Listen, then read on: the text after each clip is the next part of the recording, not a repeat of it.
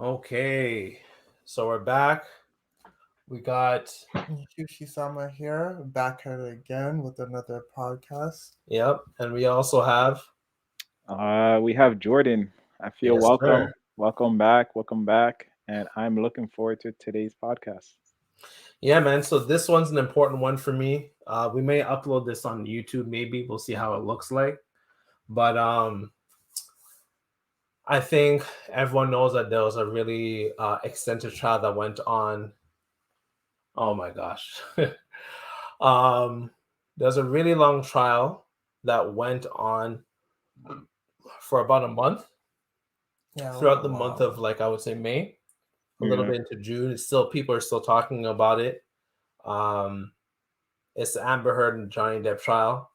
And along, we're going to be kind of connecting it to, because I feel like this trial and the experiences of men who, as we've lived in the, I guess we can call it the Me Too era, and along with my experiences, tie into Shield Hero, an anime that was recommended quite some time ago, and I watched it, and it very much resonated with me because I am someone who has, in terms of Johnny Depp and also Shield Hero, I've been falsely accused of sexual harassment by a woman who wanted me to pursue her, that I didn't, which brought Hushi and I closer together. We knew each other, but then, my experiences and him knowing her and whatnot brought us closer.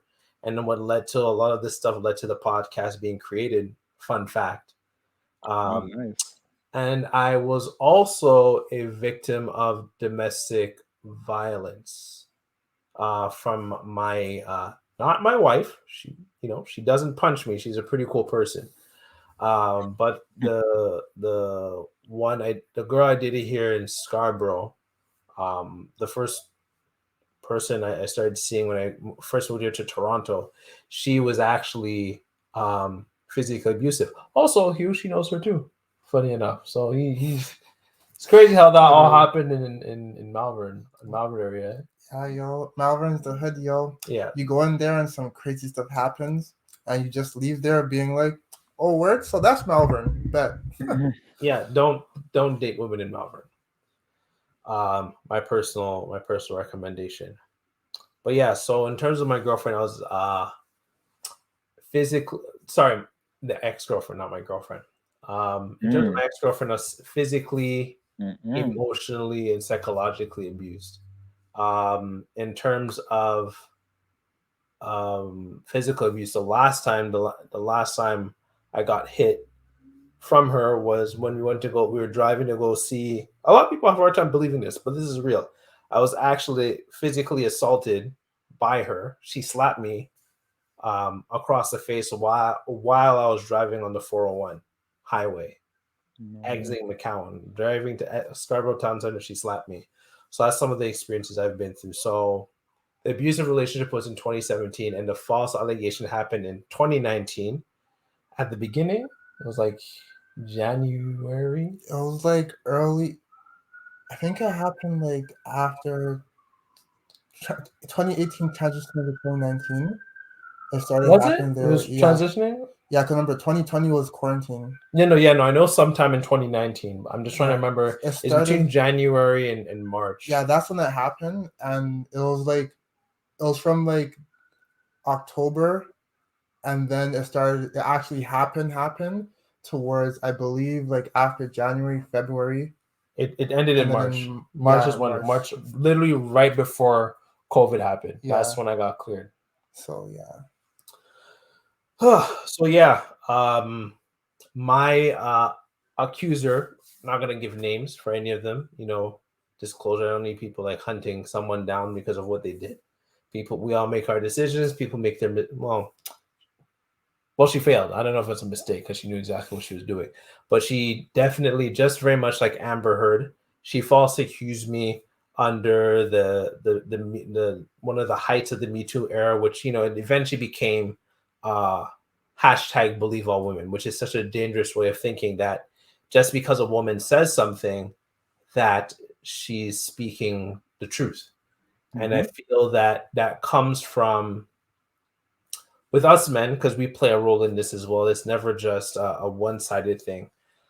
Whenever we talk about the opposite sex, we tend to refer to them as girls, or we refer to ourselves as men. Like, for instance, that's my girl, but she says that's my man. And when we refer to the others, the opposite gender or the opposite sex as girl, right? You're infantilizing them. You're making them sound like kids, and kids are quote unquote innocent, even though kids lie. Like, I lied a lot to play on PlayStation, but we tend to see girls as innocent, as they can do no wrong. And when you That's interesting. I was gonna say that's interesting. I never really like taken in that a lot of the times, not just myself, but a lot of people will be like, "Yeah, that's my girl," while girls will be like, "Yeah, that's my man." I'm just taking in because just saying woman just sounds like a mouthful to me. But it's like sounds heavier. I like to say that's my lady still. I like saying that's my lady friend for all the time. I Hmm. want to say that's like my. I'll even use the word that's my female friend. I don't use the Exactly. word girl. But like when it comes to actually like my girlfriend, I'll probably be like, yeah, that's my girl. See, there you But go. everyone else, like I refer to them as lady or like female. I never really call them girl because Hmm. it just why call them a girl? They're like I try to actually make a differentiate them pretty much. But yeah, that's a common thing actually. But It's it's really cool how interesting. you look Yeah. at it, whereas like like we see girls as like an innocent thing. Just that correlation itself just means a lot, and it's pretty neat that like you notice that. I think that's neat. Yeah, I spent a lot of time researching and just looking and analyzing stuff. Like, for instance, even one of my friends, she was saying how she prefers black men. She did prefers dating black men over white boys. And I was like, why are you saying black men? She's black. Why do you say? Hmm. Well, even though we say white boys, like, we're playing ball and stuff, right? Like, it's a vernacular, but like Mhm, still, it's just something to kind of pay attention to in terms of how you cognitively perceive others. Like, you say black man, but you say white boys. So how Hmm. no wonder you're not attracted to them because you infantilize them. But in terms of us referring to women as girls, I was watching. So I watched a lot of watch a lot of YouTube whenever I'm not gaming and watching anime. And there's this actually really good YouTuber. His name is the lead attorney. He's Nigerian. He talks. He's a lawyer that talks about men's issues. And he was talking about the first time he got quote unquote red pilled. So red pill is like you being exposed to quote unquote female nature, like how women actually are versus mhm, thinking them angels. And when I was watching him talk about his experience of a woman, so he was on he was on the way of becoming a lawyer, right? And he had a I almost said girl, he had a woman um try to set up a situation where she would be able to label him as the father of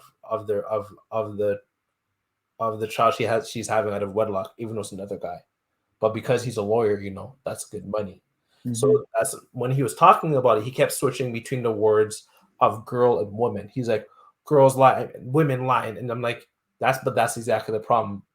It's easy to believe the opposite sex doesn't lie if you see them as girls, because mhm, girls are innocent, girls are children, versus women, because women are people, and people lie. mhm, And that's what often gets lost in translation, where we have this if a woman says something of anything like abuse or whatever, if we're out on the street, I remember with that same ex-girlfriend, I remember we were like outside, and I even saw this couple. This was at Victoria Park and Ellesmere. Like, this is for Hughie to know this. Like, listeners, you don't have to remember, but like there's like remember how there's like the McDonald's, remember like that big shopping plaza with the mhm, metro and everything? Hmm. And there was this couple that was arguing, and who knows who was right or who was wrong, but because she was simply crying, everyone was looking at him as a bad person. mhm. Yeah. Yep. Sorry, you wanted to say something, Jordan? Oh yeah, no, no. So exactly what you're saying. I completely agree with. So the fact that you brought up, first of all, the saying, all believe all women, and then you tied it with just the notion of innocence. It makes a lot of sense, and the reason it makes a lot of sense is because it go okay. So how am I going to put this? So it ties down to the same believe all women. It ties down to this idea that innocent until proven guilty, right? So there's Mhm. all so there's a problem with that because we see women as sort of like this. innocent, I don't even want to say thing, innocent person, right? Hmm. We like to think that they're innocent throughout the entire time, even though they might be wrong, right? So I have two problems with that saying. So the believe all women. So the first one is that part. So we just think that they're innocent all the time. So Right. we don't even think about the second half of that innocent until proven guilty. We don't even think about proven guilty. We just think about okay, they're innocent. And you touched on that point very well. You said, for example, when we say my girl, we think of them so innocent just because of that phrase. And we all know that words have power, right? So That that's the first thing I have with that problem with um believe all women. The second thing is that when you say believe all women, what does that mean for the man exactly? Just think about that. It means that whatever the man is saying, they're lying, right? Because we you're believe all inherently a men. liar. Exactly. So that's subconsciously saying that if you have a situation where there's a man and a woman there, and whatever the woman is saying, so subconsciously we're going to think that whatever the woman is saying is true based off of that saying, and then we can start to suspect now whatever the man is saying, we have to question that. And that's a very dangerous mindset because exactly what we saw in the trial. And then Eb sent me that video of the trial, and I watched it not too long ago. Which trial? You're And talking about the Amber Heard and Johnny Depp trial, right? Which part? exactly that part. So Which it was part? Which part of the uh trial are you talking about? so it was a part where I don't know how they got the voice recording, but I think it was the conversation between Johnny Depp and Oh, Amber. hit and punch, right? Exactly that part. So that part was so interesting because can you imagine if that wasn't recorded? Even with the proof, people still have a hard time believing that Amber actually hit Depp. And Yep. that's a very dangerous mindset because where do we go? Where do we go from now on, right? Imagine having proof and still you would take the side of the woman. And funny enough, I'm gonna end my point here is that I remember after the verdict, I've come across a lot of feminist posts, and what a lot of women were saying is, well, are we going to ignore the fact that there was a lot of charges brought upon Johnny in 2016 that he was actually guilty of? And then in my mind, I'm thinking, well, are What we going to talk charges? exactly? I don't know. They were speaking about the case in 2016 between them because they had a case.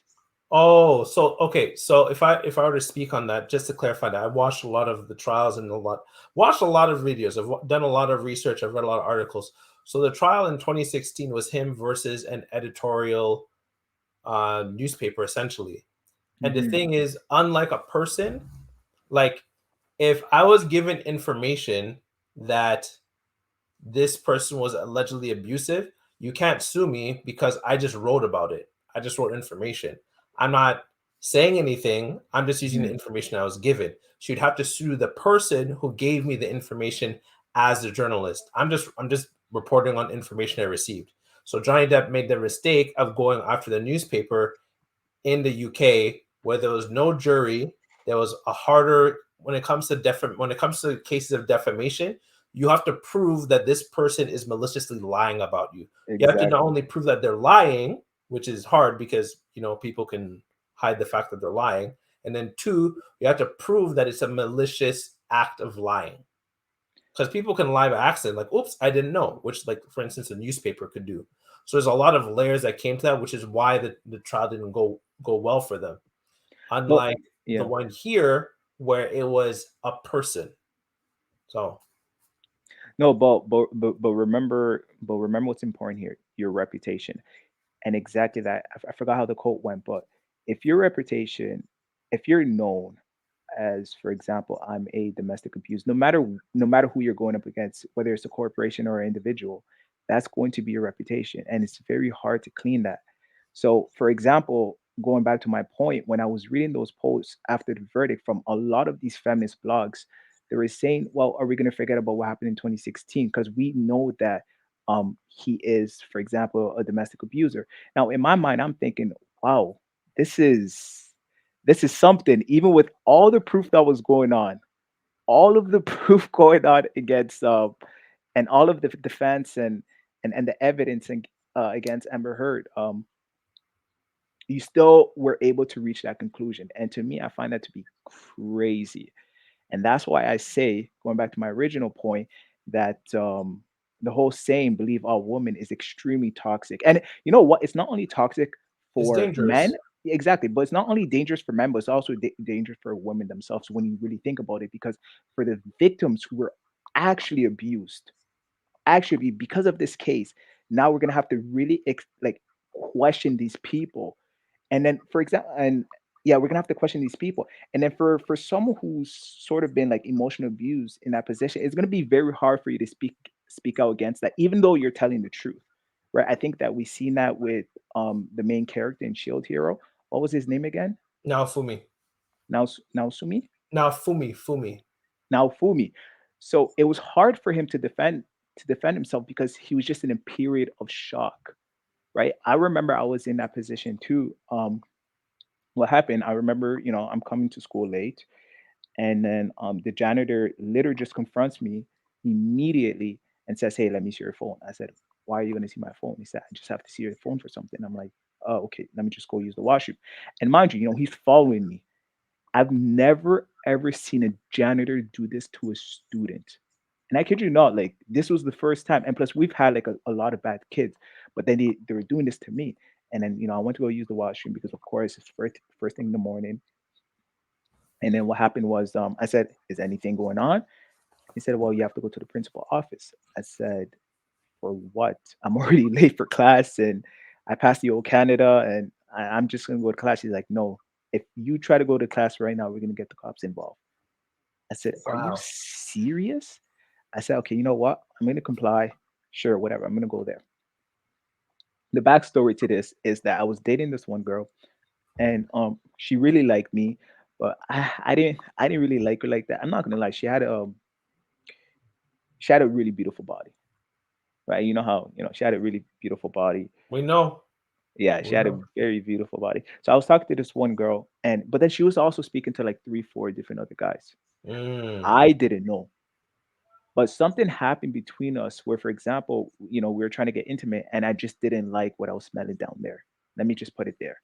And and that's where like I kind of like stopped talking to her. I didn't let her know because I'm not rude like that, but I'm gonna keep this to myself and as a Right. present to the people of this podcast. But yeah, so I didn't like that. So I sort of just cut her off. And then but then remember during the time we were actually speaking, she would send me, for example, I would tell her, "Hey, if you're in the restaurant, go to the washroom really fast. We're just trying to spice things up, send me a nude or something." And then she did. But something that morning before I went to the principal office told me just delete it. I don't know if it was my guardian angel. I don't know if, I don't know what it was. Just delete it. That's I God right there, man. Hmm. Yeah, so I deleted it, right? And then the whole situation, my janitor happened. So I go inside and then I see the principal right there. And I said, "Hey, is anything going on? Like, why am I being asked to come here?" And then the principal is saying, "Well, can we see your phone?" I was like, "No, I'm not going to give you my phone. What am I giving you my phone for?"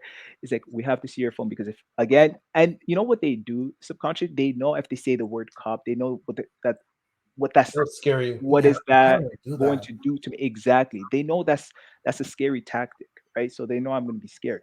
And I just said, "Oh man, I really don't want to get the cops involved because my mom always tells me if you are, then you probably go into your record or something like that." So I said, "Okay, you know what? I'm going to give you my phone." I said, "Now, like you have my phone, can I know what the problem is?" And then they said something about, "Oh, you have nudity of a female on your phone that can be considered as child pornography." And I said, "What?" And then I Well, you're a said, child yourself, so that doesn't apply the same way. and then I was 17 at the time, but anyway, so what happened was I said, "Ooh," and then after that, oh, how does it, and then after that, somehow, even though they said I'm gonna call the cops if you don't do that, the cops still came in. That's what was pretty funny. The cops still came in, and I felt so disrespected. So the cops comes in, and then I'm just like, the cop tells me, "Hey, do you know this woman here?" And I said, "Yeah, I know her." Well, she said that you're sharing her picture all around all around the school. I said, "No, I'm not. And plus, they have my phone. You can go check."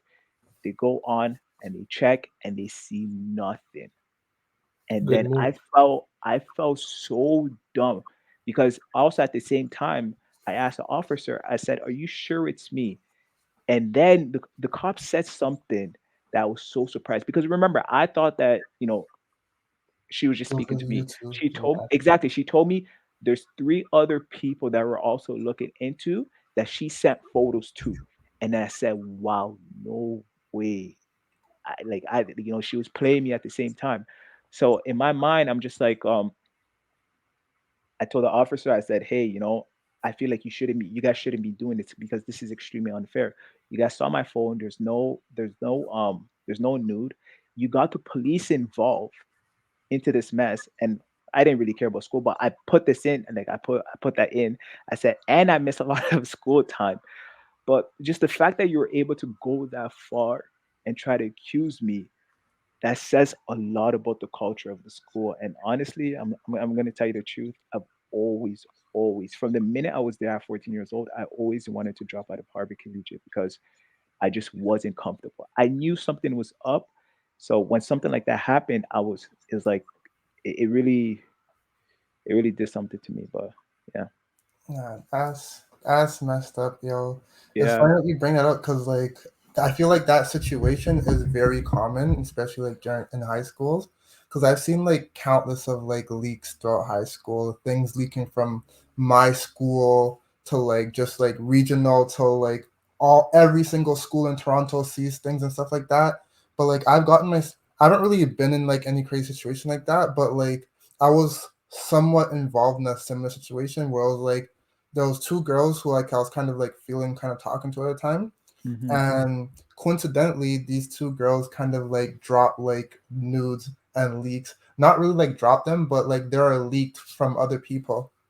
And I remember like when it got leaked, I was like, yo, like I used to fuck with this girl like super heavy. Like I used to fuck with them. I used to like them, but like once those leaks dropped, it became this thing where of like, yeah, Who are I we don't gonna want to talk to them blame? like Huh? that anymore. Oh, okay. Still, but it was just interesting because like so much people were trying to like talk to these girls, like they were getting so much attention from like Hmm. specific people, and they were kind of like exorbitant attention. They were getting attention from me, which wasn't like serious attention because I wasn't really trying to like talk to them like that. I was actually their friends, like really good friends, but at the same time too, like I was feeling them. But just like seeing like all these leaks come out, and they both sent pictures to the same person, which I found very hilarious. They sent Hmm. pictures to the same person, and that same person probably leaked it. And I remember he came and showed like every man them. It was like, yo, all these stuff. But it was just interesting like how everything played out because this girl or both of these girls were talking to like different people, and they were getting all that attention. They're like feeding to attention, while the guys they're just like Clowning them. pretty much, yeah. So it's just like an interesting dynamic all the time.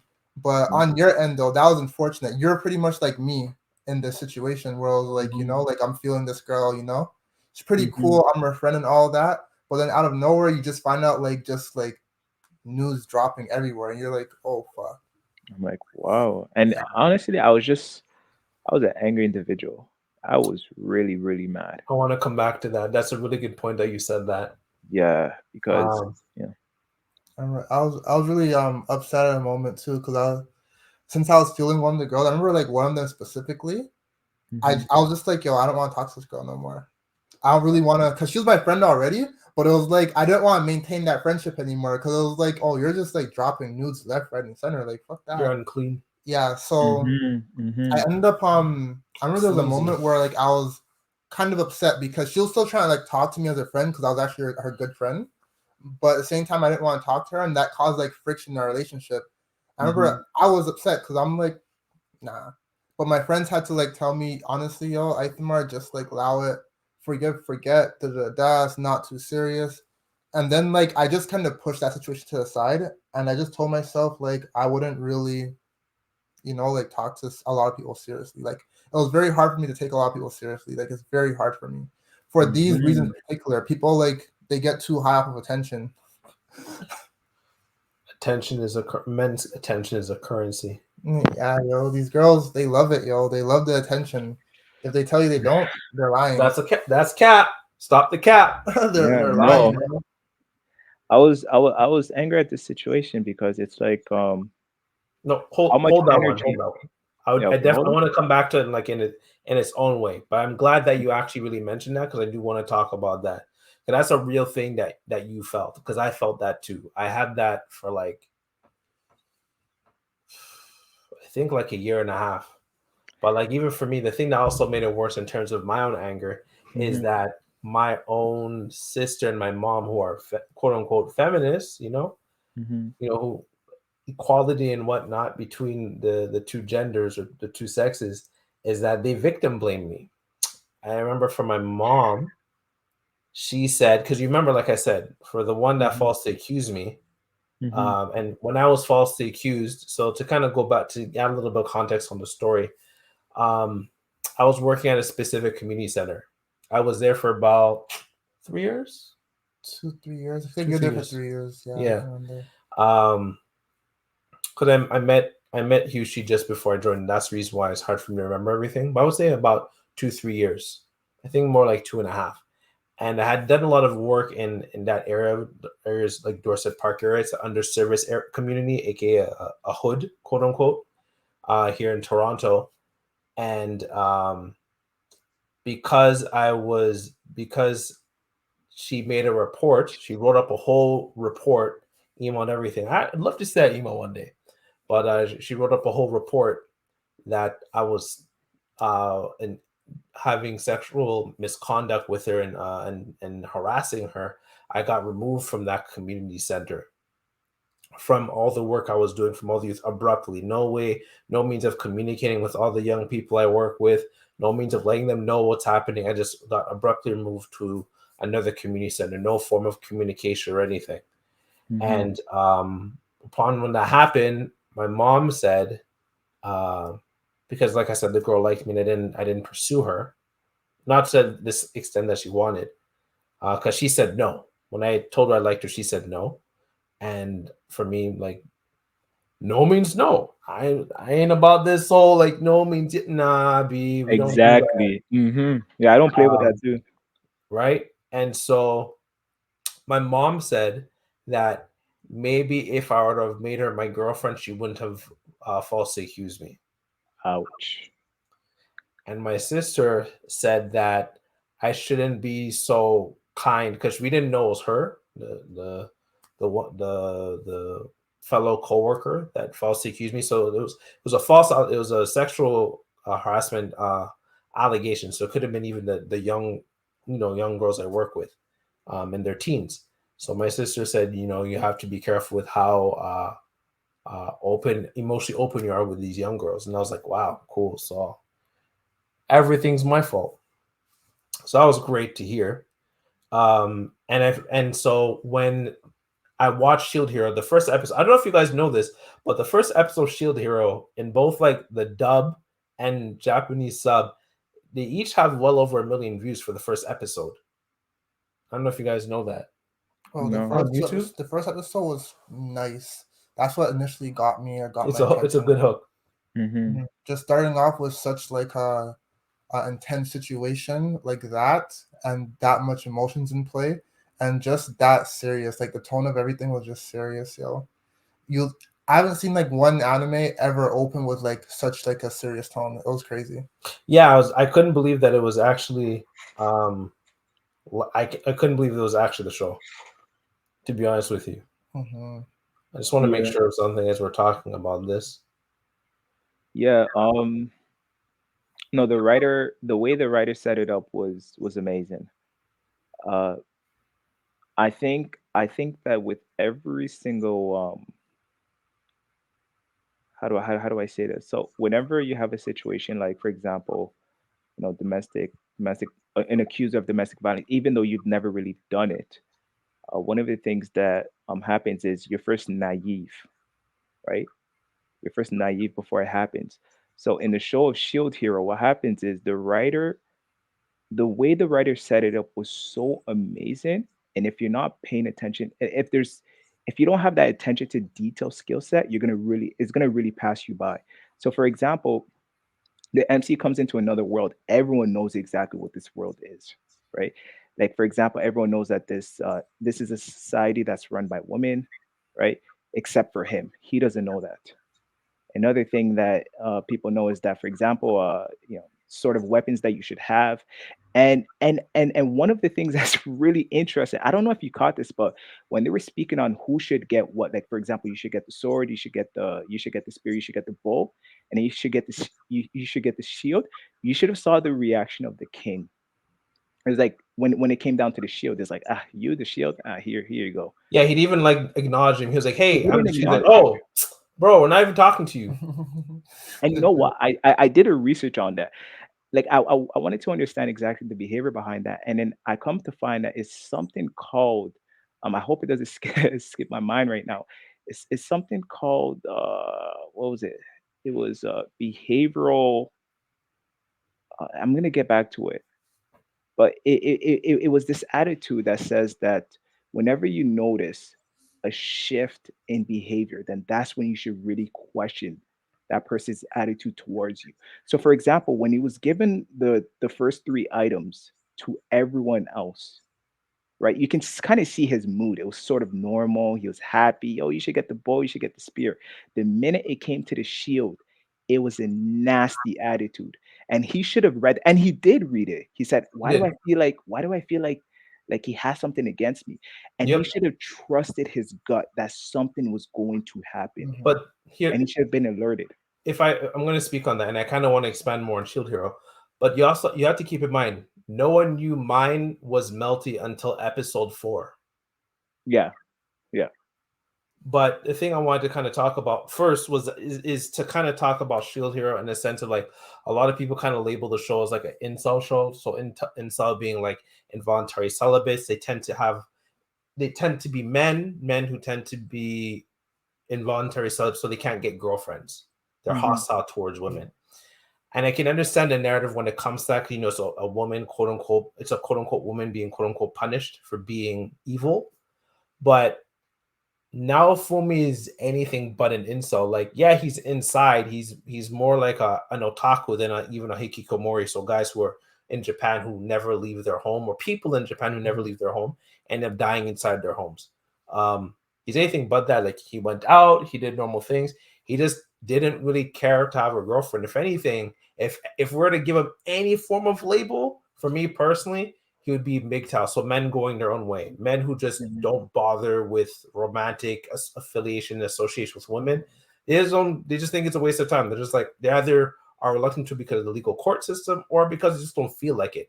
That's why I see when I looked at now when I watched the show twice, I'm like, now Fumi is not even like, oh, I wish I had a girlfriend. He's like, nah, I could have a girlfriend, but yo, these sculptures, bro, yo, these anime Blu-rays, shoot, these card games, Yeah, this legit. Yu-Gi-Oh, Yeah. I'm about that life, B. I love it. Honestly, yo, Naofumi kind of reminds me of me because like I'm a very kind of like lax person. I don't really think about all these other things too hard, and I had my own innocence. Just like when Nafume entered the world, he had his own innocence and a kind of like a naivety, like you said, where he came into this world just like, oh yeah, I'm like an isekai world. Bet this is sick. I get a shield, not cool. And it's after it was like you said, like once he got that shield, it was like instant discrimination. And I really like how Shield Hero really tackled like all these different forms of injustice just by using Naofume as an example. It's like, oh, I have a shield. All right, everyone's racist now. It's like all the other heroes were they had like really cool weapons and everything. He had a shield. And mine or main, wherever you call that girl, it was like she noticed that all these guys had really cool things and noticed that the shield was just kind of like, just a shield trash. She knows Shield could be the Shield hero could. The thing I noticed start for jumping, and she knows that the Shield hero now Fumi could be easy taken advantage of. Exactly. So she get closer. And also she saw that because there's a reason why she never picked Itsuki, the bow hero, or Ren, the sword hero. She picked specifically Motoyasu, the spear hero. She knew exactly what she was doing because she knew exactly that the spear hero would believe anything any woman ever says. Yeah, it's the archetypes. Like when you look at it, the spear hero is that person where it's like he likes that attention. He wants that attention from girls. He gets the high off the attention. people love attention, not just girls, guys too. And Yeah, then but Naomi yeah. was like he was literally like the innocent one, and that's why I said like innocence. There's a saying Purity. like, don't take my innocence for like granted or whatever. Don't take my innocence for stupidity or something like that. Yeah. But it's like, Don't take kindness for granted. yeah, don't take kindness for granted. But since he came in with that personality, it was very noticeable. Where it was like, oh, like people can really pinpoint when someone's too kind, and people take advantage of it. And unfortunately, he was the victim of it. And he, like I said, he faced like every form of injustice, which is why I actually like really loved the show. It was just really just like gritty and just straight up with it. Yeah, I actually wanted to talk about that, but I know Jordan, do you have anything you wanted to add to that? Yeah, I like how you notice. No, but okay. So first, let's call it for what it is. Mine is narcissistic. That's a very evil, narcissistic person, and the way we know is because not only did she, for example, look for a weak person, but she actually executed. And the way she did it was very smart. And this is what you actually notice in modern day relationship today, is that a lot of women, they know that when it comes to physical strength, they cannot hang with men. Like, of course, they know they're not going to try to fight men. So what they're going to do is they're going to try to attack us from the emotional standpoint. Emotional and psychological. And that's exactly what mine did. What mine did is, first of all, she realized, okay, what was that guy's with the blonde hair name? Motoyasu? Motoyatsu. Your hero, right? Yeah. So she noticed this guy is gullible and stupid and ignorant all at the same time. So so she knew exactly who she was going to use. He's a simp. Exactly, a simp. So she knew exactly who she was going to use. But what she did that was so smart is, first of all, she realized the shield here was alone. What modern in modern day relationship, what women tend to do, especially if they're narcissistic. I'm speaking about narcissistic women, not all women, just the ones who are that. Is that they're going to isolate their partner. And when you isolate someone, they become vulnerable because if they can't see their friends, they can't see their family.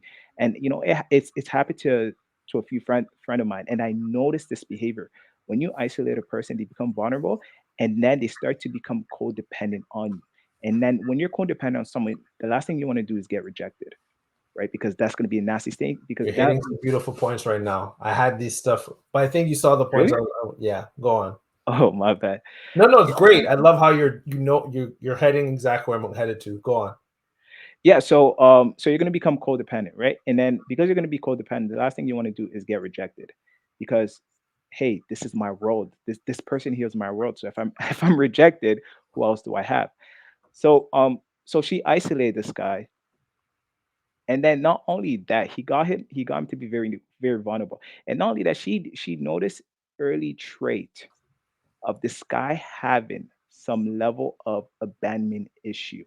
The We're first talking thing about now Fumi, right? Yes, Naifumi. So the first thing this guy does, he doesn't have much money, but he is willing to splurge on a woman he doesn't know, right? And I think it was like more than like 30% of his money. So this was crazy. He said, you know what? You should get the best gear, even better gear than me. And for me, when I saw that, I said, there's no way you're going to purchase top gears that you don't even have for yourself. So when I saw that, that screamed, "Hey, accept me." Right? So Yeah, you that's can tell. bad, yo. Yeah, so you can tell this guy was already vulnerable from the get go. So now, and then of course, because that went through, and then with the whole betrayal, he developed some crazy savior complex, and I think we're gonna get into that, right? Yeah, actually, yeah, and you make some really good points. So like really looking at Naofumi, when he was reading the story of the four heroes, he was saying that he was wondering, he's like the first thing he notices is that this world, this fantasy world, must have a princess. And when he got transferred into that world, he was saying how he hopes to, potentially meet the one in this world that, he's hoping to find like a beautiful princess, which goes into like, the whole Disneyland complex. It's not like a actual psychological thing. It's something that I personally have just come up with. I find that Disney movies have played a negative role for us men growing up and for women growing up. Us men thinking that we have to be like this super amazing Prince Charming that needs to save her from whatever dastardly dragon, possibly her mental health, from her, and to protect her and make her feel safe and make her happy and be the source of her everything. and for women to feel like they don't have to deal with any of their own problems, that they just need to get a Prince Charming to deal with their problems because they're perfect angelic princesses. They're girls, quote unquote. And that's one of the things I noticed with Naofumi feeling like he had to be this amazing guy. And so that's his mindset. And I kind of want to, because we're also talking about the Johnny Depp and Amber Heard trial. With Johnny Depp, one of the things I noticed with him is that he also wasn't entirely clean either. Because so here's the thing: as someone who's been a victim on both accounts, both DV, well, IPV, intimate partner violence, and which is different. Like domestic violence could be like your dad beating the shit out of you, but IPV is specifically your intimate partner, someone you're in a relationship with, and they're abusive. And now Fumi is that, and even when I look at myself, as much as I guess you could say all of us here are victims, whether it's Hushi here, Jordan, myself, now Fumi, Johnny Depp, is that there's still at least some level of accountability that you have to take a look at yourself, that what there is something you could have done better. Like as much as like my ex-girlfriend was hitting me and being psychologically and emotionally abusive, I still decided every day to wake up and respond to her text messages and talk to her and deal with her negative, toxic behaviors. It was my choice to do that every day. Yes, there's a lot of psychological manipulation, so on and so forth. But at the end of the day, I still made those decisions, and that's the reason why, in my case, after dealing with someone else domestically, like who was like abusive to me, and then dealing with someone who was who made a false allegation about me, that's when I decided that already was kind of heading in that direction in advance. But that's when I just decided to stop dealing with dating and whatnot. First of all, it's a huge waste of money, because we had to like plan the date, pay for it, drive them, pick them up, drop them home, buy possibly new clothes. Be too much money. I rather focus on like my work. And just having unhealthy relationships with women one after the other. At some point, I had to take a look at myself and realize that like I'm the common factor. So I had to work on my own relationship with my mom, who also has a habit of expecting me to deal, or when my dad was healthy, expecting men to deal with her own emotional problems.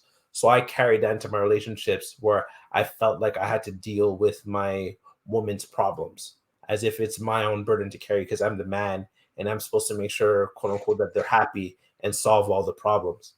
And so, looking at even Johnny Depp has a lot of text messages and a lot of drug issues and alcoholism that he was engaging in when he was with Amber Heard. As much as we'd love to see him as like this hero, I think he's a great person for actually speaking up and creating the space for us men to finally talk about this stuff. He's not innocent. Like there's no in these very abusive, toxic relationships, no one is innocent. There's a victim and there's a perpetrator / abuser, but no one's innocent. Now Fumi put himself in a space where he got to take advantage of, as Jordan was saying, where he was splurging money on her and so on and so forth. And even him also being in a space to be taken advantage of. Because once you feel like you're in a space of a lack, because when you remember when they all were making their parties, no one went to his party. No one wanted him. No one wanted to be with him. And even on top of that, because of discrimination, I think he got less money, right? Yeah, he got more. He got more money because he had no party members. Yeah, he got more money because I think everyone got 300. He got 500 because no one was in his party. And then Malty got him to spend like all the money. So as if he did it and took all his money and so on and so forth. And like, she knew exactly what he was doing because he was coming, as Jordan really put, which was a really great point. He's coming from a place of lack. When I was involved with either of these women, I was in a space of lack. So in the case of domestic abuse, the one where I experienced called IPV, intimate partner violence, I had just moved from Montreal here to Toronto. All of my close friends were not here, so I didn't have a party, if you will, just like Naofumi. I didn't know Toronto very much, like how Naofumi did not know, the world that he was transferred to. and I was dealing with my dad's health issues. So I guess you could say I was in the perfect place to be kind of taken advantage of, to be manipulated. Because if I was in Montreal, I had like a lot of friends, like, kind of get involved, but I didn't really have that. That definitely shifted once one of my close friends moved here. But otherwise, I was pretty much just on my own, right? Mm-hmm. And so, and on top of that, I was also dealing with like previous ex-girlfriend problems. So I was just dealing with a lot. So I was just in a space of just not feeling like I was good enough to ever be in a healthy relationship.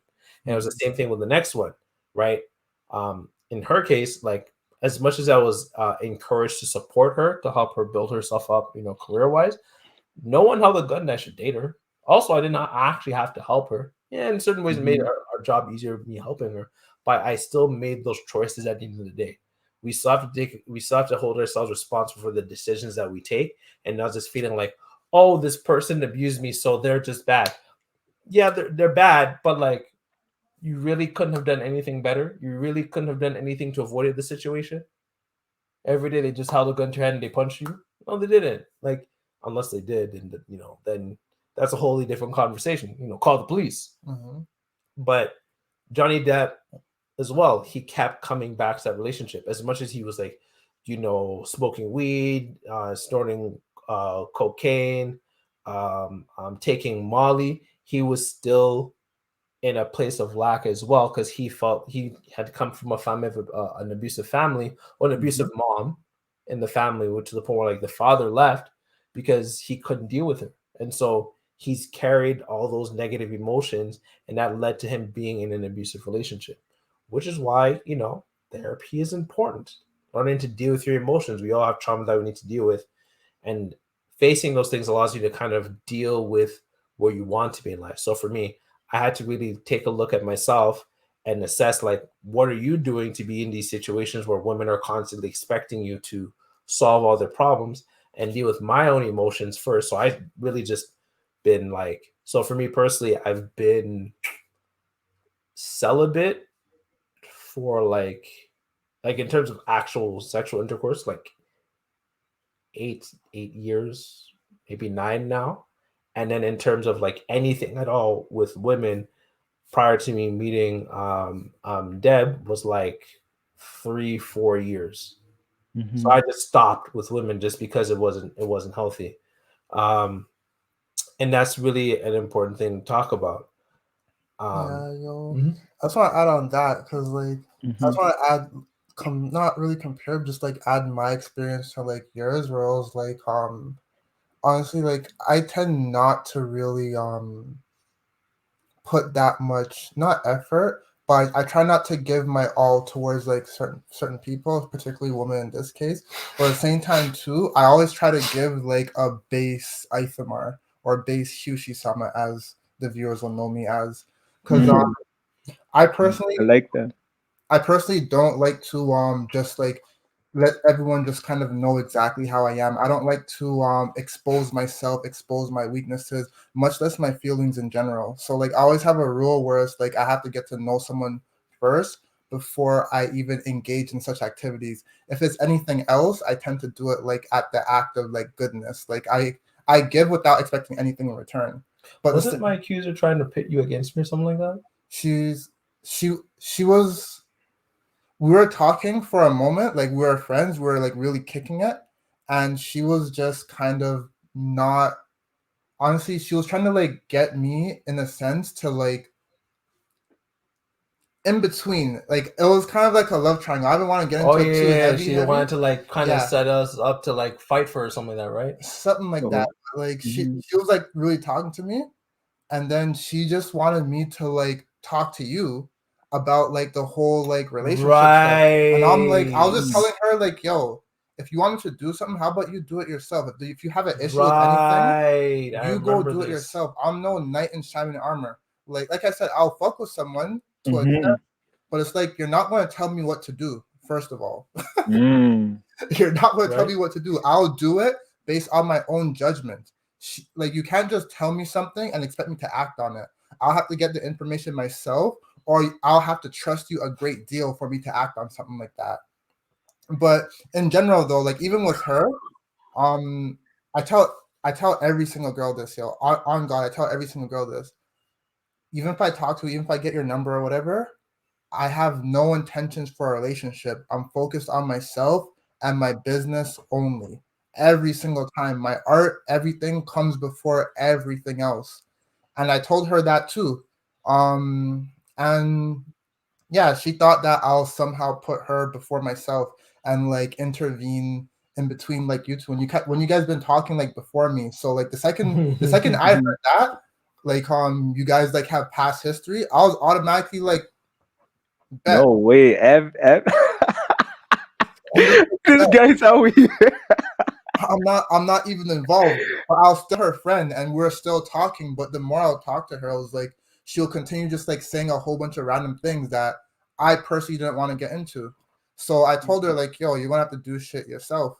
And she was getting more upset at the fact that too. So everything started to escalate. I feel like I was kind of like the ignition to that since like Catalyst. catalyst because I have my stubborn mentality. Like I said, I give everyone like a base itemar. And there was a Mhm. point where I even told this person like I'm just not talking to people, bro. I'm not talking to no one. It's not you, it's me. Yeah. No, Literally. before I add my point, because I definitely want to have something to say on this. When did you realize that? At what age though? At what age did I kind of go with this mentality? Exactly. Like I'm just gonna give my base item R.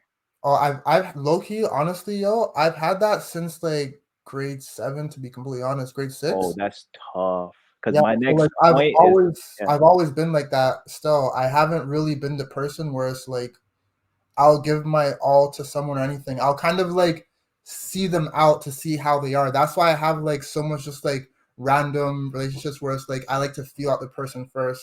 Or it's like someone will be talking to me, but I won't talk to them fully, or I won't like Mhm, hook them too heavy. Or more be like if you're in my circle and I really know you, I kind of mhm. understand how you are. Because I've always had the idea that people can be very, like shifty. You know what I mean?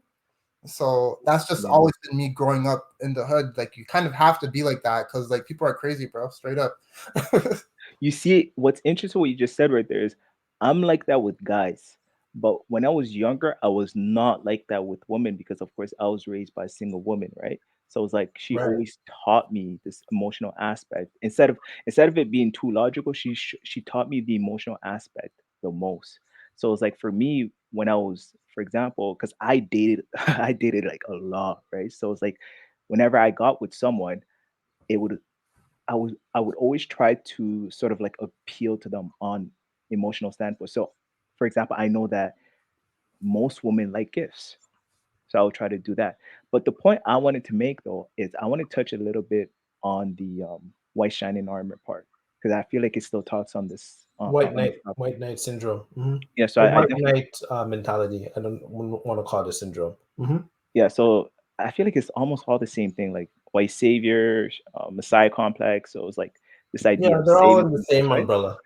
Yeah. So first of all, I remember I was reading a lot on this topic because of course I wanted to understand myself, and this is probably a time period where I was kind of low, and I didn't understand exactly why I was feeling like this. And I'm so happy I was able to speak to Eb about this. But I'm gonna bring your point up near the end, Eb. So what happened was I was reading this one book, and it sort of talked about how I don't know if it was at the round table, but like in medieval British, for example, they developed this one concept that was called um, the chivalry code.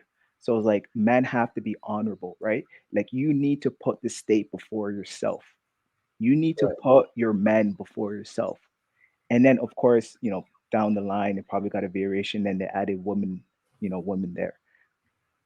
The reason I say that is because when I was watching Shield Hero, what was really interesting is that do you remember that time when they went into some sort of like slave camp? And then when Nafo, what's his name again? Now Fumi. Now Now, Fumi. yeah, Naofumi was trying to find his first party member. And then there was someone, I think there was a creature that was like level 40. You remember Right. there was like a beast that was level 40. And I think it was 70. what was really interesting to me is the fact that he could have chose that, but he knew subconsciously. He probably didn't know this consciously because, of course, he was so ridden with like all these emotions. But he knew subconsciously that this person or this creature is not going to be codependent on me.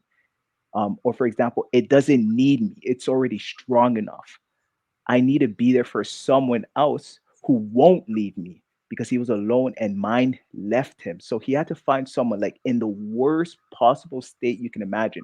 So he chose the weakest one, right? He chose the weakest one who had disease, who was weak, level one, demi-human, like literally the weak of the weakest, right? So and then spoiled her with everything. Now, the reason I say that now, I'm going to tie this to my personal relationship, is that I was able to connect with that because I remember when I was dating, especially my last serious relationship, and this is exactly where my whole mind transformed because of this one advice you gave me. Ed. So I was dating this one girl, and then she was saying, I remember when we were dating in the beginning, I would do the most. Like I would do the most. Like for example, I remember on the second or third day, I brought her to a French restaurant, and the bill, and I remember I think the bill was like 80 or 9, I think it was like 90 or $100 or something like that. Whew, Yeah, like on that's a the lot for third first date, date, B. Oh, I just high school on too, the third right? date. And then I kid you not, almost every single day, because this type of person, I'm very observant, right? So I've come to realize this person loved to eat out a lot. So I'll be like, hey, yeah, let's go out. Let's go. And plus, remember, I was just starting university at those time too, so I was pretty broke myself.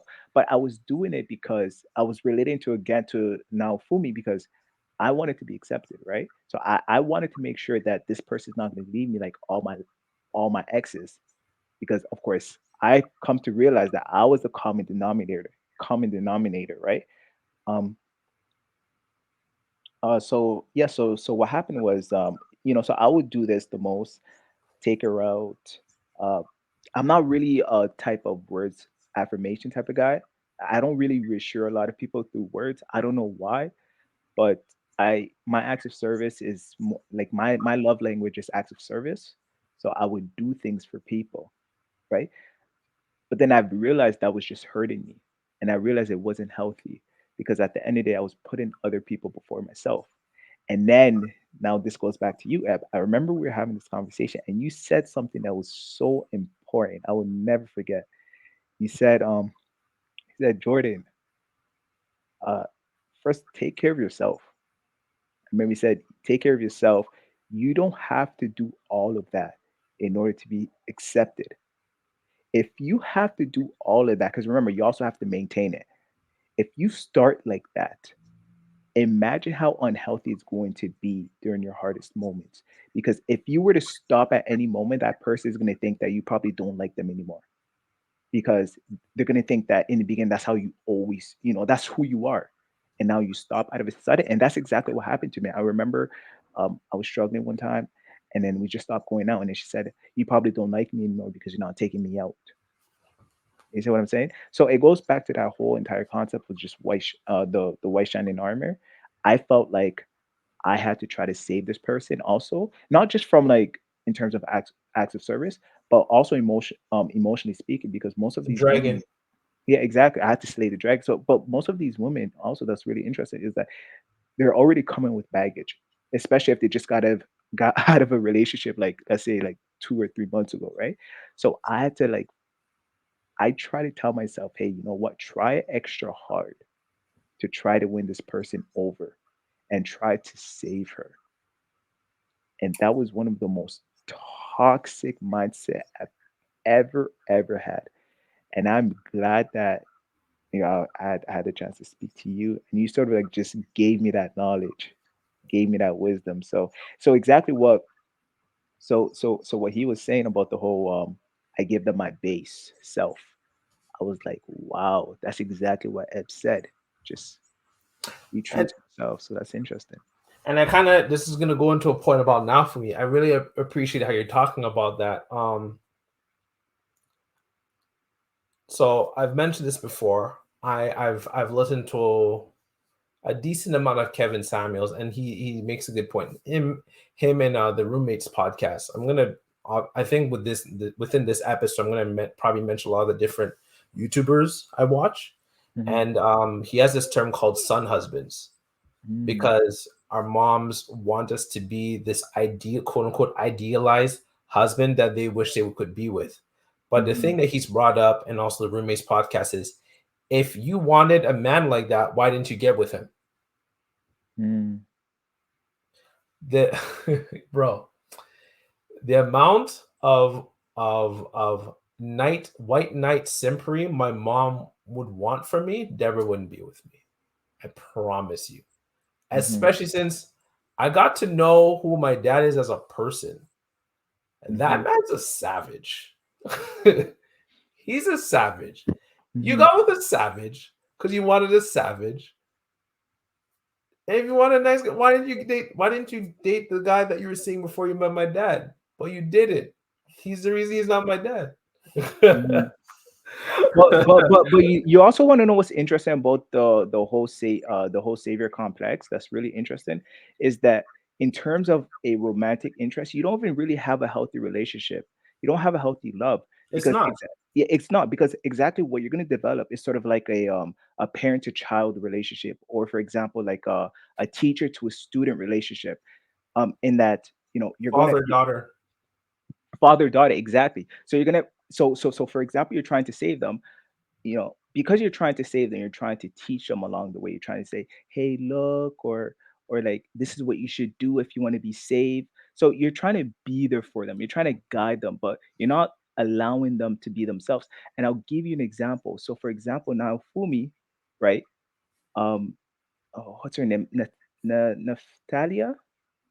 Raftalia. Raftalia. Raf Raftalia? Raf. Raftalia.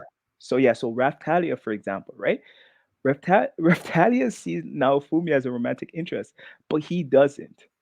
He sees her as a daughter, I right? want to So, come to that at some point. Go so on. yeah, so he sees her as a daughter. So that's the whole, because the thing with the savior complex that's really dangerous is that it's very hard for you to see that person as a romantic interest. It's very hard because you're trying to save that person, and when you're trying to save that person, you're undermining their independence, their individuality, and that you're not going to let them explore who they are. Like for example, I've never really seen Natalia go to a shop and try to buy clothes by herself. So I'm gonna jump in on here. Yeah, I can see the point making, but because I know where the show's headed to, but yeah. I'm not gonna go Are into you speaking? spoilers. Are you speaking about season two? I'm only gonna talk about one point in season two in Yeah. a very broad way where you won't understand until you see it. Okay. So because like season two just ended like what, last week? Yeah. I think that's So probably going to talk about because like it's like her whole growth, whatever. no, not Oh, not that. her. It's the last scene The of last the scene. fight Oh, with the okay. shield. That's the only thing I'm talking about for season two. I But like I'm going to that. talk about it very broadly because, unlike all the other stuff that we spoke about, this show just recently ended. So I'm actually going to be considered for spoilers. So for those that are listening, including Jordan here, I'm not going to talk too much about season two, just primarily season one. Okay. Yeah. Um, Let's and stay on so, season one. yeah, so it's primarily season one. And so this is something every stage that Naofumi has gone through in the show, I can relate to. Mhm. And so for him, he's also the reason that Raftai is also child, and in certain like specific, when he quote unquote lost the fight in episode 4, it took him a Mhm. while to realize that Raftali is an adult, is because his heart is closed off. So Mhm. I say that in a sense of like when I met Deb, for like a month she liked me and I didn't notice. Mhm. I was closed off emotionally. Like she had to explicitly tell me she liked me for me to realize that she liked me. She was like doing things, she was doing her subtle hints, she was like screening me and doing stuff. My mind wasn't there. The only thing my mind was because of my false allegation. So I understand like now Fumi's space is that Mhm. how can I protect myself? Every Mhm. situation. So for instance, because she's running the children's programs, right, at the community center, she's great with kids. Just want to let you guys know she's awesome with kids. Mhm. When I walked into the room, I did it even though like I kind of was attracted to her. I always had a plan just in case anything came up because I got falsely accused, right? So here's the thing. I got falsely accused and Mhm. my accuser also got other women to say things about me. And so that made it even worse. So I was brought from one community center, and in that one, the second one, they all made up things about me. That like I was when I found out about them, like, that never happened. or at least not in an intentional way. Like if there's only two chairs and there's nowhere, and we're in a gymnasium where people seniors are playing pickleball, which is like a old person version of tennis, I can't just put my chair somewhere else. Someone could get hurt. But there's only two chairs and you got uncomfortable with me sitting next to you to the point where like I need to be removed from the community center. Come on, B. Uh, but yeah. So when I met Deb, it was like, oh man, it's another pretty young quote unquote girl that could easily say something about me. So when I would walk into her preschool room, I always made sure I was at least, this is before COVID, but I always made sure I was at least 2 meters apart from her at all times. I was Dude, two this is meters before apart from, COVID. I was sorry. No, that's funny. This is before COVID. Yeah, this is before COVID. I was 2 meters apart. I actually have a joke with regards to that, but like the joke was essentially like, so one of the other girls, she was complaining I was in the office too much, which the only thing I did in the office was because like we have to wear like a staff t-shirt. She knows this. He's seen me do this. Is that like when I'm done programs, I will change out of my t-shirt. I would go to the washroom, change out of my t-shirt, come back. I've washed my hands because like, teenage boys are like gross and they don't wash their hands. And like I'm gonna go gaming and like I don't want my remotes and my PS4 dirty, so I make sure my hands are really clean. Come back to the office, lotion my hands with that shea butter because like my skin, I'm half African, half Caribbean. That's twice the ash, so my skin's peeling. It's cold outside, B. So even he usually knows what I'm talking about. So I have to lotion my hands real good, and then after that I leave. She complained about me coming to the office and lotioning my hands. It's like I'm like doing the LL Cool J, rubbing my hands, licking my lips. I'm just lotioning my hands. Relax.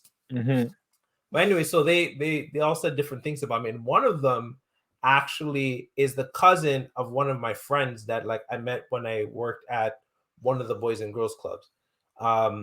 And when her and I connected on my whole situation, and when she asked her cousin why she said things about me, she said she was peer pressured into doing it. I'm like, bruh, so you got pressured into potentially ruining my whole life? Be you wild. But anyways, me going to the office, the joke being is that like I was washing my hands before COVID and got me into trouble. Now everyone's washing their hands. Now you get in trouble for not washing your hands. I'm like, yo, I was ahead of the game. Meta, bro. You right? You pushed the meta. I pushed the meta. But yeah, so when I walked going back on my story, when I walked in the preschool room, I always made sure I was at least 2 meters apart from her. I always made sure there was children and at least a parent in the room. And then I always made sure my hands were in my pocket. Wow. I was near the door too. At least 2 meters. So the room is not huge. Sorry? I just said, wow, that's crazy. Yeah, because I have to, because like in case for me it was like in case anything happens again, because I'm sitting down, I got in trouble. I'm washing my hands, I got in trouble. What am I to do? That's a natural thing. Like after you go through like random shit, it's like it's traumatic. You're not gonna be the same. You're gonna change. That happened to me, but it's like a different scale situation, different type of situation where it's like I went through like a whole bunch of like just like crazy random stuff. And it became a thing where I was like, I literally could not trust. Like the kind of trust that I gave people would only be like, okay, you're part of the tribe, you're part of the gang. All right, that's trust. Anything else outside of that, it was like I didn't trust anything at all. There was just walls on walls on walls. And I just like built up like a crazy tolerance of just like a crazy tolerance when it came to like interacting and quote unquote given that base self, like given that just initial version of myself, it became like a real thing where it was like I wouldn't interact with people. Like I wouldn't really approach people unless people approach me. And I was always just like kind of like in my own world. Like it really made me develop this thing where I was like, I'm always like in my head, I'm always in my world. And it's not like I'm constantly judging people. It's like whenever someone approaches me, it's like I think about like what their intentions for approaching me. So I'm always the approacher. When people approach me, that's when I wonder. Because when I approach, I can get my own answer. When people approach me, I'm expecting them to like whatever. But like I developed all of these things simply from just going through experiences, my own life, and just building up like a really thick wall where I was like, nothing could kind of get into a circle. Like Yeah, I'll you never were let my guarded when I guard. met you. Yeah, like bro, for the longest time you see me around, I wasn't really talking to no one. I swear, you'll just see me talk to like specific people. Yeah, you Mhm. were never rude, but you were never like open. Like it was only until the whole accuser stuff that like that's what brought us close. Like Mhm. prior to that, he usually was the most guarded person. He was hard to read. He would be like, "Hey, what's Mhm. going on, guys? Okay, bye, guys." And then the only thing we did was play ball with each other, and that was about it. Legit, no, the ball times are still Yeah, that fun was though. it. Yeah, that otherwise this guy was walls. Yeah, a Like lot of people got that from me still. Like honestly, yo, every single staff member, a lot Mhm. of people, they all got the same initial thing.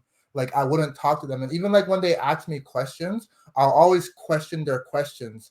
I'll like look at their facial expression and stuff like that. motives. Yeah, motives based on what kind of question they ask me. Because there's certain questions where I'll just like answer just for the sake of answering. But there's certain Mhm. questions where like I'll like you'll ask me it and I'll think about like your history. I'll think about like the things you said in the past. I'll literally like break you down in a whole second just to be like, yeah, literally. But that's kind of like the just the skin that I kind of grew to develop, which is just from like going through life. And I feel like that has benefited me in the most part. I actually want to talk about that. But yeah, Remember Nafume, by the way, because remember like how Nafume went through all this stuff, that's exactly and what I want to then talk about. he grew like a hatred that he became like acceptance to everything, and he became like dismissive to everything. But then it was like I can't talk about season 2, but like when he started to like notice things that he hated, he started to Mhm. get like that rage, that Yeah, inner feelings like, oh, I remember this the feeling. wrath. Yeah, But like in the end, I'm pretty sure it's going to come to a moment where he's going to come to accept all these things. but That's that's where what I I'm at want. now. That's what I want. Did you finish season 2?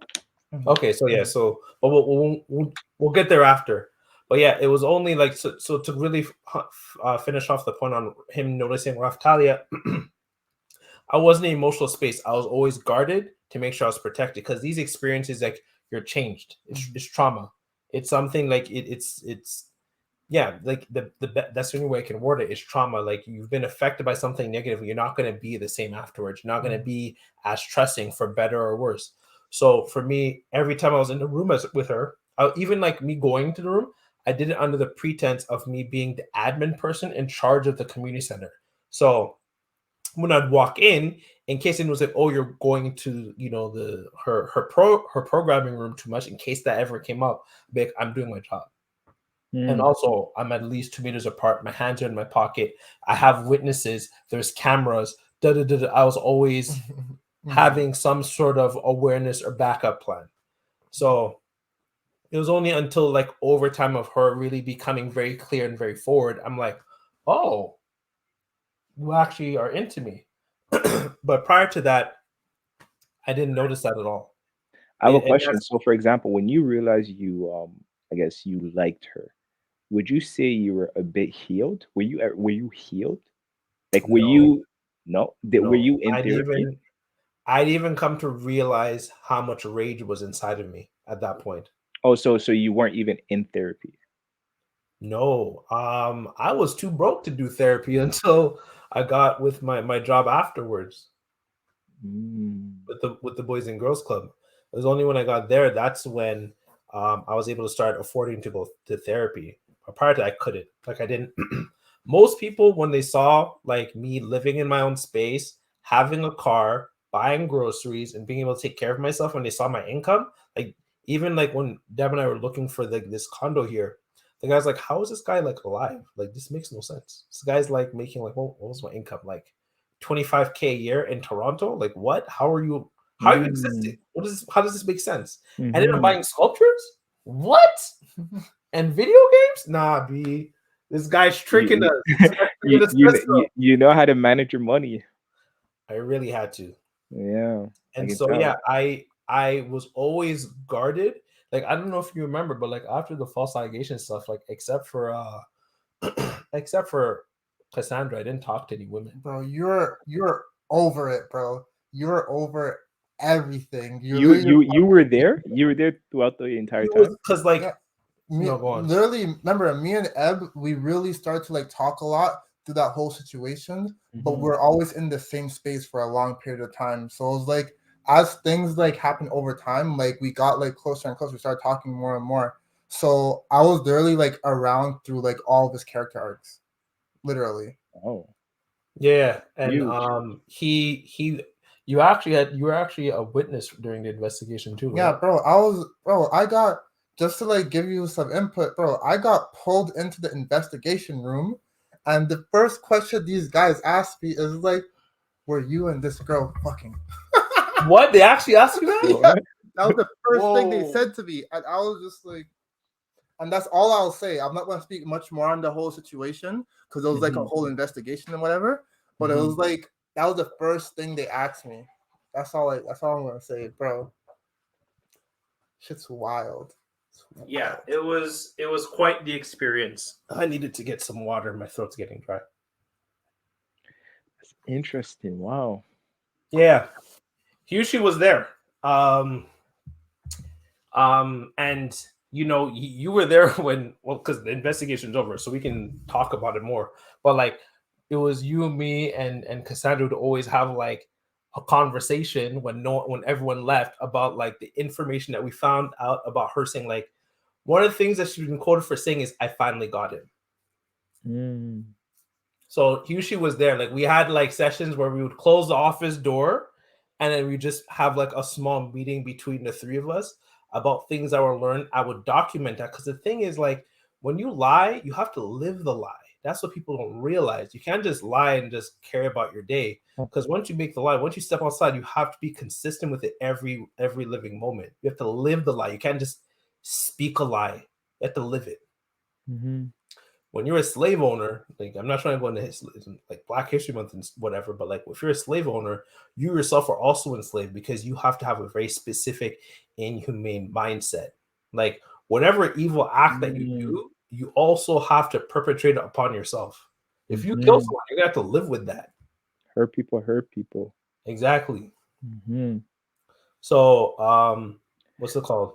So So I have yeah. a question because Mhm. even with that message, we got him.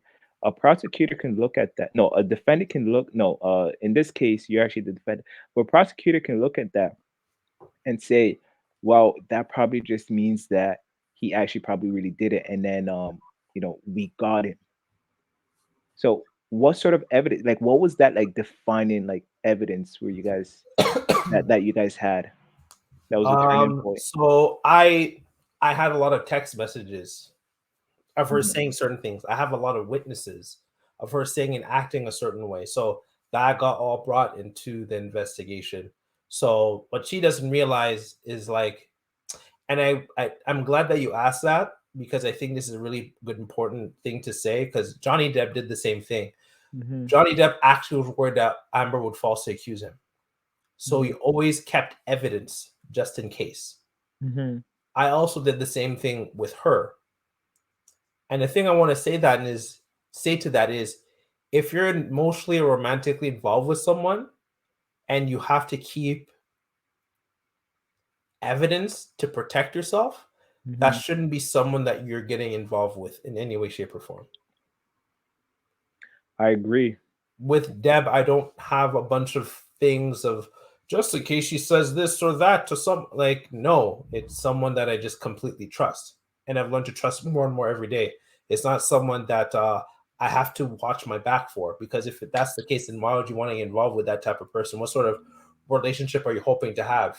I don't even think Mm. if you're keeping all this evidence in case this person does something malicious or evil to you, that you if they don't do it, I don't think you'd suddenly get rid of it because there's a foundation of mistrust.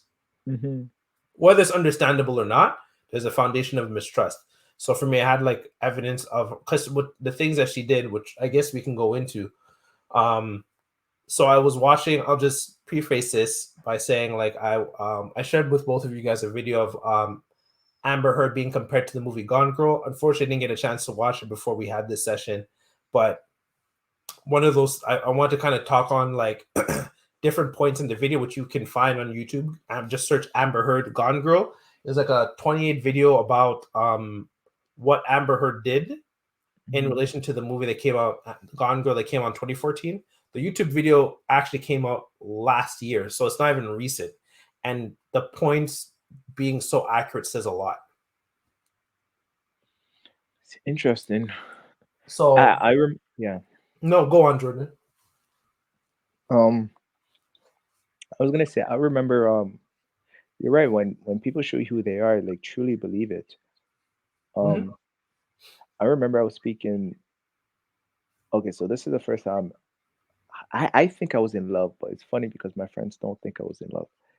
But I remember I was speaking to this girl, and she was my first love, and I guess she's gonna be my last. I probably know so. Um, and she told me something that was very interesting. Now, a lot of people overlook things that women say, Say and that again. I said that she said something that was so important, but a lot of people, especially men, will overlook a lot of the things that they say because they're innocent, right? They're Sh girls, quote The unquote. Mhm. girls, exactly. I remember she said this exactly, and during that time, I was actually so frightened because a lot of people don't understand also is that women, their self-awareness game is so strong, but they know how to hide it. And the reason it's so strong is because, again, like this, the point I made before, because they don't rely on their physicality, they have to rely on their mind, right? They have to get exactly the things they need to get through playing mind games. But again, these are the toxic women. And even the good woman will sometimes do it in a very innocent, non-toxic way, but they don't even know they're doing it themselves, right? But I remember she said this exactly. She said, she said, "Oh, Jordan, um, I'm going to, I sent this message to this one professor, and actually he extended my exam. And all I had to do, and she used this word specifically. She said, "Oh, yeah, I just manipulated him into giving me a longer extension." And I said, "How did you do that?" And I was really curious. It wasn't like when I asked that question, it never came from a position where you should feel guilty for saying that because, or she wouldn't have told me that information, if I criticized her. Non-judgmental, right? Exactly. I came very non-judgmental. I'm like, "Oh, how'd you do that?" She said, "Oh, all I did, I appealed to his emotion. I said something like how, for example, if you bring up the topic of health, right? When a teacher reads that, because they know the culture of school, the nature of school, like they know it's a very high stress environment, they're gonna sympathize and they're gonna empathize with you immediately." So she said she brought up the topic of health, and then she brought up the topic of family, and then that's how she was able to get that. And then I said, "Why would you do that if it's still a week away and you still have time to study?" And she said, "Well, I'm not ready." I'm like, "Well, be ready, right?" Like, I have to be ready for school. If I seriously have a health issue, I'm not going to lie. I'm going to try to get an extension if I seriously do. But I'm not going to do it just for the sake of playing this stupid game because what's going to Yeah, I happen would is, just yeah. yeah, because what's gonna happen is you're telling your mind that, hey, you know what? You can do these nasty shit to people and get away with it, and you should make a habit out of that because look at the benefits you're getting. So I remember when she told me that, and then and it still dawns to me, it still dawned on me even until today. Like it's like, well, it's crazy because it's like you wouldn't think. I never thought that. I never thought that was possible for her because how tall she was like 5'1", 5'2", and Yeah, she makes can't it do all much. more easier. Exactly. So it's like, so exactly what you said is it's like you gotta have proof, and you really gotta see the person's behavior for who they are and not what you think they are. So it's, man, Yeah, it's no. this topic is deep. Yeah.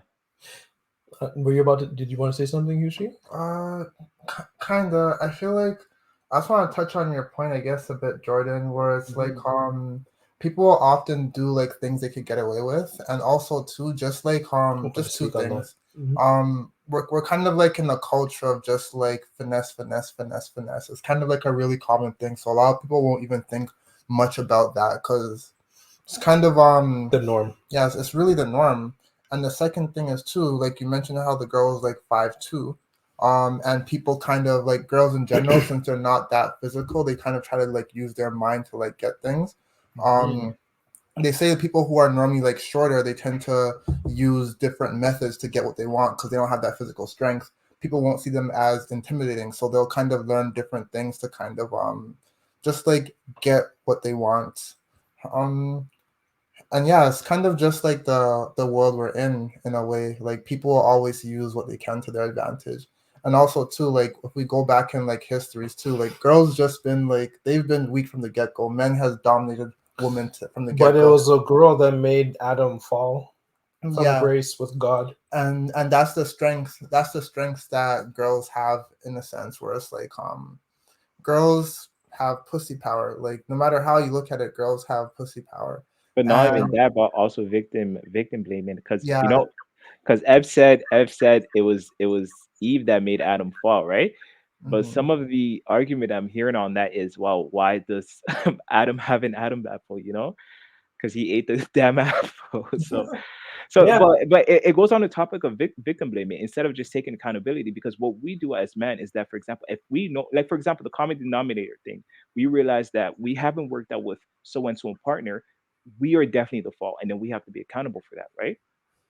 But the problem I've realized is that with certain women is that it's like if accountability is their kryptonite, it's like they run away from that.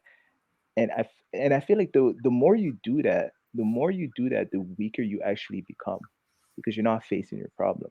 You're Well, yeah, blaming. that's natural. Yeah, But society pushes it Yeah. that way, well, legit. that's what I was about to say. Is Disney movies, right? And Hmm. even like just in terms Oh, of those are the worst Disney movie. yeah, Oh and so no, I kind of those are wanted the to worst. kind of speak on that in a sense of when we look at Malty Melromarc, the one who accused now fool me. If we look at my accuser, we look at my somewhat my ex, and we look at Amber. The thing that we don't have like to acknowledge in society is that women are just as much capable of evil as men are, 100%. in a sense of so like whenever we look at the word and it's just for our one audience member, because we're using Streamer to get this conversation going on with Jordan. I wanted to him to hear this point too.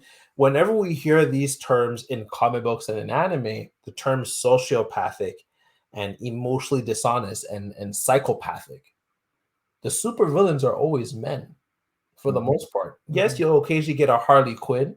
You'll occasionally get a Poison Ivy or Madame Mask from Iron Man. Deep lore stuff for you guys who are about that comic book life. But it's primarily the Red Skulls, the Winter Soldiers, the Baron Zemos, the Jokers, the Dark Sides, the Lex Luthers, the I would even argue pre Dragon Ball Super Broly, the Vegeta before he got a family. It's typically associated to men. Yeah, And so when we think that, it's hard for us as men when we are also calling um just reading that all those female you listed though were in a relationship with men called and called the same thing. There we go. Well, But then, point. but then remember, but remember, the blame was mostly put on the men. Because Yeah, yeah, because whenever Joker. Joker's a prime whenever example yeah, of that. whenever you looked at the female's history, it's like a lot of people sympathize with them. Have you noticed that? Way more than the yeah, men. that's how it is, bro. I was saying it earlier. That's how history is. Women are the weak ones, like physically 5'2" or whatever. So it's like, and women have been raped. They have like the Victim card. reason to play the victim card like 24/7. So it's like after like eons and eons of these girls just getting stomped on, raped and whatever. Now they finally have like these The voices ability to and speak ways up, to like which is good because It's I very good, and Yeah, it kind of like exactly. balances it out. But it doesn't take away from the fact, like as you said, there's still human beings. There's going to be people who could use these things to their advantage. When people are lacking in something, they will find another way to make up for it, no matter how you look at it. people will find ways of overcoming their Hmm. shortcomings. It's true. Yeah, we're And conditioned for like this, yo. the thing when we look at those ones that I've said, like Amber, my accuser, Multi, is that they're sociopathic, they're emotionally dishonest, and one could say they're even psychopathic. Like we don't really like to talk about in society, but those things exist. They have like some level of BPD, bipolar, borderline personality disorder, and it causes them it makes them predisposed to committing malicious acts. Um, And for us men, it gives us a mindset along with like to go with the whole Disney stuff. When we meet these women, we don't realize that they can actually be, for lack of a better word, evil. We feel that they have a dragon that needs to be slayed. I need to help her fix her problems. I need to help her deal with her Yeah. emotions because she doesn't realize what she's doing. She does know what Yeah. she's doing, and she's gonna keep doing it. There's some people that are just like that, Mm-hmm. and there's not much you can do about that. The only thing you can do is really primarily, as you usually put it, become your base self, if you will, right?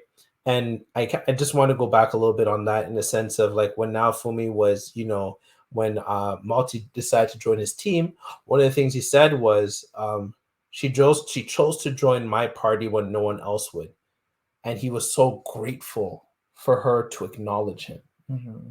And that just goes back into that mindset that I think Jordan was saying, in a sense of coming from a place of lack. Like, yeah, I just need a woman to acknowledge me. I just need a woman to want to be with me. And once I'm with a woman, we exalt them, thinking that they're these end all be all angelic goddesses that will solve all our problems with their loving and nurturing habits like our moms.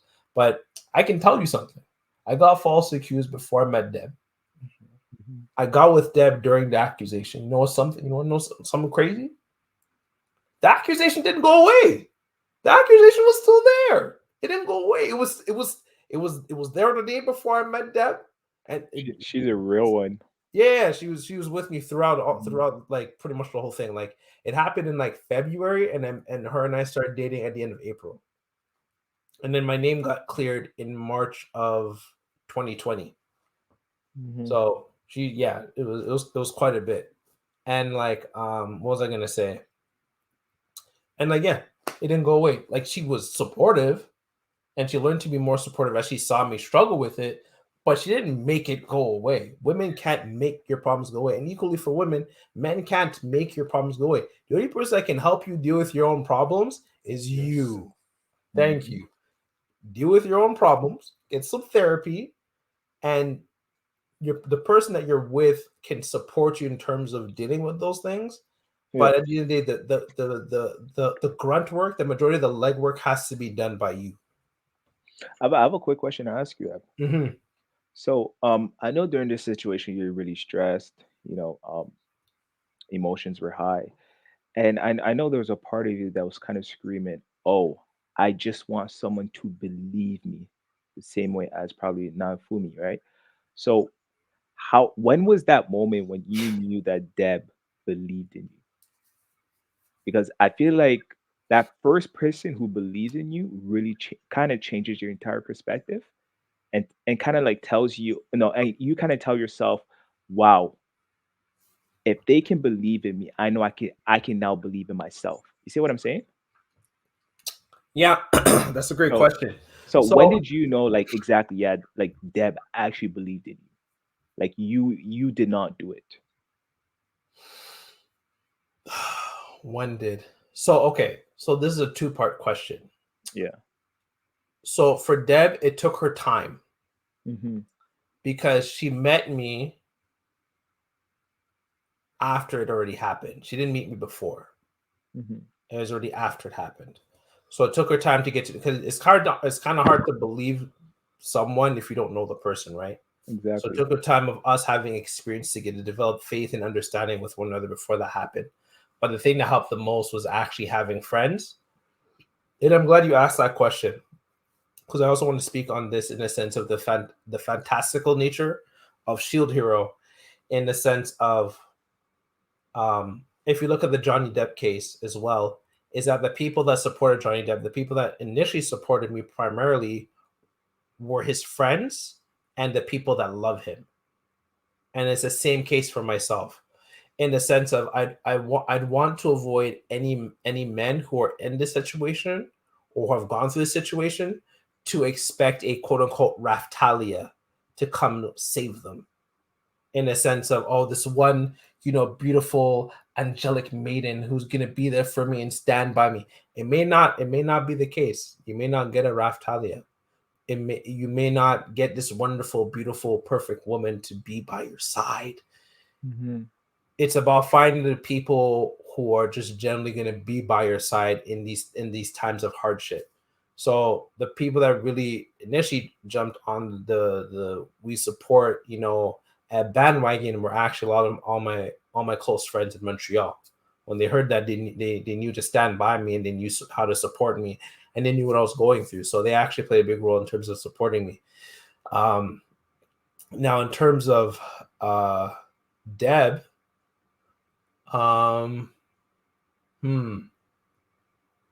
that's a tough one. I would say, how would I word this? Yeah, I'll talk and I'll figure out how to word it as I say it.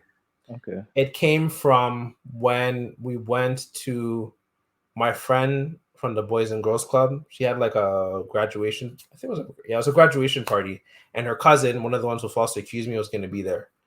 And when Deb saw me interact with her, along with overtime, she saw that's another strong point to add. When she also saw the amount of work I do with a lot of young, vulnerable girls, sometimes even some of them have hit on me. She saw my character, so she saw how I didn't engage with them. It took her time to understand that, especially after she saw me see my friend's cousin, and she came to a better understanding of he's really not about that life. He's really not about trying to stir up trouble with the opposite sex. It's not who he is. It's not his character. So it took her time, but when we went through that experience of seeing me in this environment, along with, actually, as I mentioned, the graduation party was like a pool party. So it was women in bikinis, and she saw how I conducted myself, and made her really realize how and who I am as a person. So it happened over time, and with time, just with anything else, you develop faith and understanding of someone. So you're going through different experiences with someone, you develop a better understanding of them. Did that answer your question? Yeah, kind of, not really, but I understand the point though. It took her time, but gradual thing. it was a gradual thing. Okay, it happened with time, but she didn't leave me the whole time. I guess the reason I asked that question is because, okay, do you remember that scene where Naofumi is trying to eat and they said, "I can't taste," right? But then, of course, that's one of my favorite episodes of the series. Mm-hmm. But then, when he finally got that person to believe in him after that duel, and then he's like, "I'm there for you." I keep forgetting her name, but Raftalia. Yeah. So okay, Raftalia. So you're wondering? I'm guessing you want to know what was my equivalent. Exactly. So you see, Raftalia was there, and then after that, but then after that, he was like, "I can taste now." The reason I asked you that question is because it's like, when did you realize that? Whoa, because it's basically, okay. That scene is basically saying, I'm here for you, and I believed in you. I believe it. I know you're not that type of person. Yeah. And okay, so now I understand what you're saying. Okay. And Naofumi, also what he was saying at that time, he was also saying that yeah, you could just leave. You're just a slave anyway. Exactly. No reason for you to be here. He was literally in the mindset, kind of like a mindset that I was in before. I was trying to mention, I was like, I was just really just on my dolo. I didn't really expect a lot of people to be around. I had to grow to really accept a lot of things. But yeah, he wasn't. He was under the notion that yeah, you're just gonna go and snake me too. Exactly. And then just bring it back to you, Eb. So it's like this. Now imagine your case. So being accused of sexual assault during the height of the Me Too, that is absolutely crazy. It was crazy. That is crazy. So now imagine a woman trying to get with you, and then she knows you've been accused. You see what I'm saying? It's like, what in her mind told her, I'm gonna be with this person, but then but then my question is, what did you see in her? Like, for example, you're like, oh, whoa, she actually believes in me. See what I'm saying? Like, she actually believes in me. Like, she probably said something, she did something, or I don't know what it is. Okay, all right. You see what I'm trying to say? Okay, all right. So we're going to nitty gritty stuff. Because I'm trying to be specific here. I understand. I don't want you to be broad with us over here. No, don't worry. So after that time where I ran into my friend's cousin at the pool party, we had like a fight. We had a pretty bad fight. Um, because it was hard for her. It was hard for her because she was thrust into this situation. It wasn't just like, how would I word it? She didn't have an opportunity to adjust. She was just kind of thrown into the situation that was in. Mm-hmm. So we had like a big disagreement from that, in a sense of her understanding that how would I word this? It's a tough one to cover. Um, her having to face her insecurities about me being falsely accused, because it was hard for her to deal with too, right? You know, Can imagine, yeah. like never mind, we were very low key about our relationship, so no one ever knew we were dating in that community when we were together. But it's just it's tough to have to be with someone where like everybody quote unquote knows about him now, right? Mm-hmm. People knew about me before, and that's the reason. That's one of the. I should also mention that. So after she falsely accused me, she also spread rumors about me throughout the organization. To the point that if I walked into a room, people were already making assumptions about me. Mm-hmm. People were gossiping about me. People who don't even know me were talking about me. Like, oh, you know that Ed guy? Yo, did you hear that that's what was going on. So it was a lot for her to handle. And so we had like a big fight about that. But coming out of that fight, she realized how I needed someone to be by my side in this situation. And so that was a really huge shifting point in our relationship. And the other point being is recent, because I'm getting married in like a month. So we had like a really, not her and I, but like when I say we, is in like me and my group of friends, I had a really big fallout with two of the guys that asked to be groomsmen. Mr. Young knows about the whole situation. Hugh, you know about the situation. Mm-hmm. And I don't talk to those guys anymore. And I grew up with one of them. I've known them since high school, and the other one since university. So a decade, give or take, for each. And she had my back for that, in terms of understanding how I'm feeling, making sure to help me stay calm, and being able to help me assess and deal with the situation. So when they were actually like, funny enough how I worded, when they were spreading false rumors about me to our group of friends about how like Deb and I are handling the wedding planning, she was with me the whole time. She was actually more affected by the situation. Even though it's my friends I'm dealing with, she was more affected by that. And that's why I knew how real she was. Along with when we started doing, when we don't do it anymore, because we can just sort out our own stuff, and we don't really like, her and I don't even like argue at all. Mm-hmm. Now that I think about it, we may have like slight disagreements, but we don't really argue. Like we don't raise our, none of that. We don't do any of that stuff. And when we started therapy, which we don't do anymore, we don't need to, like I said, one of the things she just said was like, I have your back. Like, you don't have to, if anyone calls you out of your name, like, I'll be the first one to speak up. You wouldn't even have to. And saying that, when it came to the groomsmen situation, she was the first one to cover my name. And she's about that life. So I definitely have her back when it comes to that as well. Does that answer that part of your question? Yeah, no, that's deep. I'm happy for you, man. That's deep, man. That's pretty sick. Mm-hmm. I mean, just imagine how many guys can really say that, right? Bro, I'm thankful. It's been a journey. It's been a journey these last 3 years, but I'm grateful for the current um this current part in the voyage I'm on with her.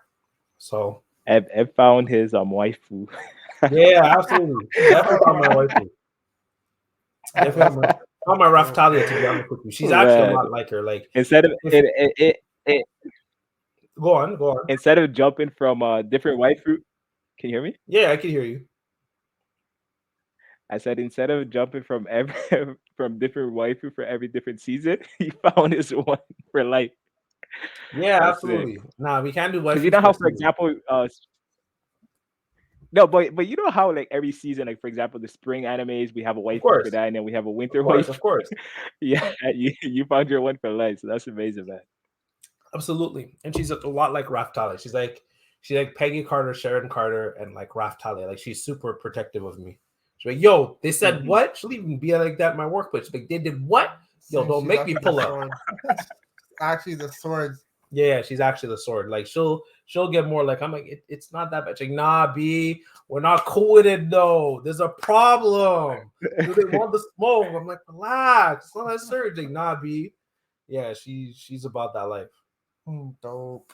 Yeah, Yeah, it's That's some very that's cool cool. amazing, shit. man. But yeah, going on, like I just want to talk on different areas of in terms of the whole Amber Heard, Johnny Depp, and like and Malty stuff, along with my own, and you guys can jump in terms of your own experiences. The video is talking about 20 minutes long. It's Gone Girl with Amber Heard, and so there's different points I want to talk about. Like one of them being, so there's different points in which like Amber Heard kind of set everything up towards Johnny Depp, and the same thing that you can see in the movie Gone Girl. One of them being it's called staging the crime. In the case of Naofumi, it was her leaving underwear in his room, and also I don't know if you guys remember this, but she tried to get him intoxicated. Yeah, I remember they were drinking. He was like, "Nah, I don't Mhm. drink," or something like Yeah, it that. was wine. He's like, no, I don't do it. Like, nah, I'm Yeah. cool. Imagine if you drank. Yo, that was laced, yo. She was low key trying to lace that, and that's what I think. Low key trying to lace it, bringing upstairs, just take all the shit, bro. Yep. Back door. That's what they call it. Back door. That Back door. they go take everything and just cut through the back door. People will run into the back door and jam all your stuff. Yeah. What was I gonna say? For me, I'm so glad I never had sex with her. And I've heard investigations where they have to like play like audio and shit like that if like you guys were sexually involved, like crazy. Mhm. And then looking at Johnny Depp's situation, so I don't know, she wrote a article without naming Johnny Depp, but saying that she was the victim. All right, take it easy, young. Peace. She wrote an article, an op-ed, so opposition editorial, um, where she was saying how Johnny Depp physically no that she came from a physically abusive relationship without naming Johnny Depp, but because everyone knew that she was with him, they were able to deduce that she was talking about him. So that's where the whole wife beating, naming on him and slander came on, where he got canceled from all these movie contracts, along with her setting up a record. So you remember the video where he's like slamming cupboards? That's in Australia.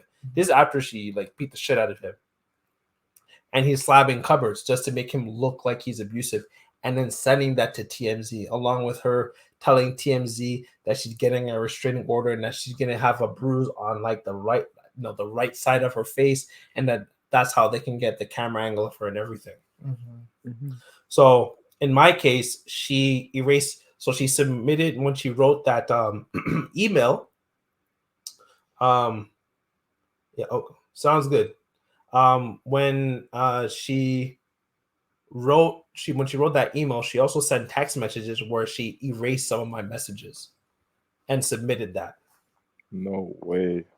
Yeah, I learned about that from a friend. So like people don't know the people I'm actually close with within the agency that we were working in before. So those people were like, "Oh, let me show you something that she did." So I got intel on all the stuff that she was doing. So one of those things being that, and then showing that to other people, like, look what he's saying, look what he's doing. So staging the crime. The other one being make people hate him. For Naofumi, it was her just lying about him and then constantly telling other people and telling the king to spread rumors about him that he was he was a rapist, that he assaulted her. With Amber, so here's the crazy thing. I need to get a drink of water for this. I don't know if you two know this, but because of what Amber Heard did, like as Kevin Samuels put it, you can't make this shit up. She became the face of the Me Too movement. Did you guys know that? Well, she became like the face of the world for a hot moment. So Yeah, because it creates the perfect. Because I was even watching her old interviews, and she's able to play up this whole, young, beautiful, blonde, innocent white girl. So therefore, she can do no wrong, and so it just makes her the perfect. She basically set herself up to be the perfect victim. This young, beautiful white girl, not white woman, even though she was like 25 at the time when they got together, but white girl who was being misused by this older, more gruff man who is. it works in her favor because it's like remember what Johnny Depp was saying. It's like he was like, "Can you admit that you abused me?" And she was like, "Me abuse you? You're like bigger than me. You're I'm stronger than me. 115 pounds. Like, Yeah, but like she's using all these things, but like she just manipulating her words to make it all be in her favor. She even answered the question fully. He's like, "How could I abuse you?" She could just say no, bitch. Just say no, I didn't abuse you. She couldn't say that straight because she knew she had to she still had to word herself in a way where she could believe herself. Yep, basically. But you know what's so interesting what Eb just said right there though is like some of the arguments you hear about that is the fact that people say, well, why didn't Johnny just get a woman his own age? See what I'm saying? So it's sort of like putting the blame on Johnny. Victim blaming. Exactly, victim, but instead of actually discussing what took place. So it's trying exactly your point. It's trying to say, well, she's so young. Of course, she's gonna have her moments, but she's still nice. Why didn't Johnny just go for an older woman? Why did he have to go for a younger woman? So it's really interesting what you just said right there. So Yeah, and we're going into like just a bit of a topic of like, in terms of a lot of aspects of modern feminism, which is that women are strong, independent, and capable, but then at the same time, there's like these delicate little daisies need to be protected, and it's like, are you strong, independent, or you need to be protected? Which one? Gotta pick one. Gotta pick one. Gotta pick which one. one? Right? Not to change topic here, but this is why I've had this conversation with a friend of mine, and I told him, you know what? This is just my opinion though, but I would want a woman who has an independent mind, that she can think for herself and she's extremely strong. She's a go-getter. But personally, when it comes to exactly in my household, and let's say for example, let's assume also I'm well off, I've hit the jackpot or whatever the case may be.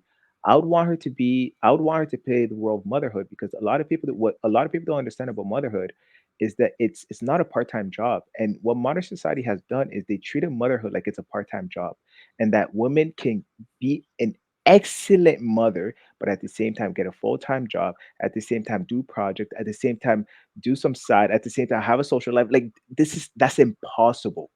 It's impossible. Motherhood is a full-time job, and of course, I want my kids to just be raised, a gentleman or a lady, a beautiful woman or a man or whatever the case may be. And for that to be realized, she has to take that job very serious. The same way I'm going to take my job as a provider extremely serious. Like I'm going to take care of her. She doesn't have to worry about anything, even my kid. So I don't know. I find it interesting exactly how they spin this idea of motherhood. So anyway, not to change topic here. No, that's a great point, and it's the same thing for me. I work like Deb has taken on a lot of because she. I have very negative experiences from weddings. Yeah. One could say one could say lower T traumatizing, where I actually injured my knee to make my sister happy for her wedding because it was all about her and her emotions. Wait, She's wait, a wait, doctor, wait, by the wait, way. wait, wait. Hold on, hold on. What did you do? So basically, I have like, I think it's on my dad's side of the family. We have sensitive knees, Yeah. and one of the things during my sister's wedding is I had to kneel down on concrete for some of the pictures. My sister didn't care that it was injuring me to the point like it actually messed up my knee. It worsened the already existing osteoarthritis in my knees. She's a doctor. Why? Because she thought everything was about her. Because that's what the Disney movies and media say, is that everything's all about women and their feelings and their wants and desires. That's why we have things like Yeah. Bridezilla. Everything's about me and all that I want. I went to a wedding and I even saw like the man was this. I went to a wedding recently. I saw how the man just looked miserable, and I said I don't want to. I want to avoid being like that. Even his suit looked uncomfortable because it was probably just about what she wants him to wear rather than his comfort. Because it's all about her and only her emotions matter. Where women just take up all the emotional space. It's the reason why I don't want to deviate too much, but it's the reason why, during, I don't know if you guys have seen this, but during when you're in the height of lockdown, globally, especially here in Ontario, I saw just men sitting in their cars. They're just sitting in their cars. Why? Because like what's going on inside, you can't deal with her. You can't deal with her just constantly emotionally harassing you. So you just go outside. There's a reason why domestic abuse went up during lockdown along with divorces. I can't deal with this person, right? Being trapped, you're being forced to stay with someone for a long period of time. So it's like if you guys haven't learned to do that, if you guys have such a busy lives in the past, or gotta you've figure just it out now. learned to, or you've worked towards avoiding that person, right? And now you can't do it anymore because there's nowhere to go. There's no game meetups. There's no happy hour. There's no clubs. You gotta come home. You can't even go anywhere. You wake up and you go to work. You're stuck with this person all day. Yeah. So what was I saying? Yeah. So yeah, basically, yeah, she was the face of the. Yeah. So going back on the main point, she was the face of the Me Too movement. She was actually an ambassador. I don't know if you know this, Jordan. I found this out recently from doing research. She was actually an ambassador for the UN Human Rights Council. Amber Heard? Amber Heard.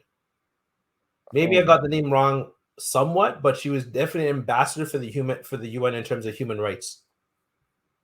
The perfect quote unquote white girl. Wow. Imagine also representative of L'Oreal. She went to do ambassador work in like I think Syria to help children. She was everywhere because she was just visually the perfect candidate for all of this. That really sucks because she ruined her reputation to the maximum, bro. You know how much time she's just trying to manipulate situation and just like lie in general.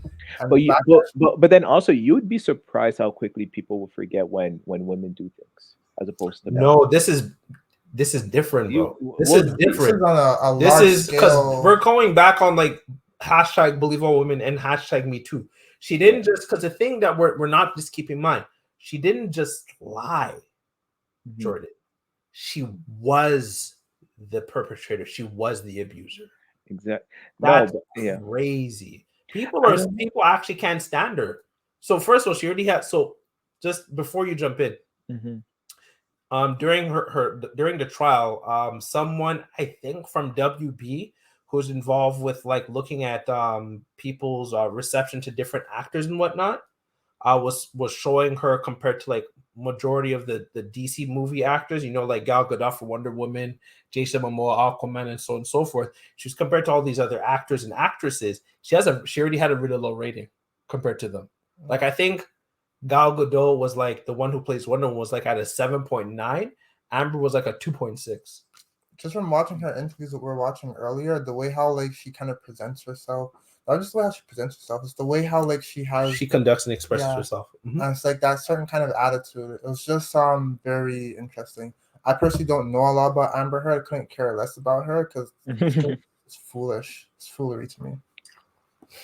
But yeah, so she was that. She was a representative for L'Oreal as well. I forgot all the other places, but this is all because it was just so easy to quote unquote hashtag believe her.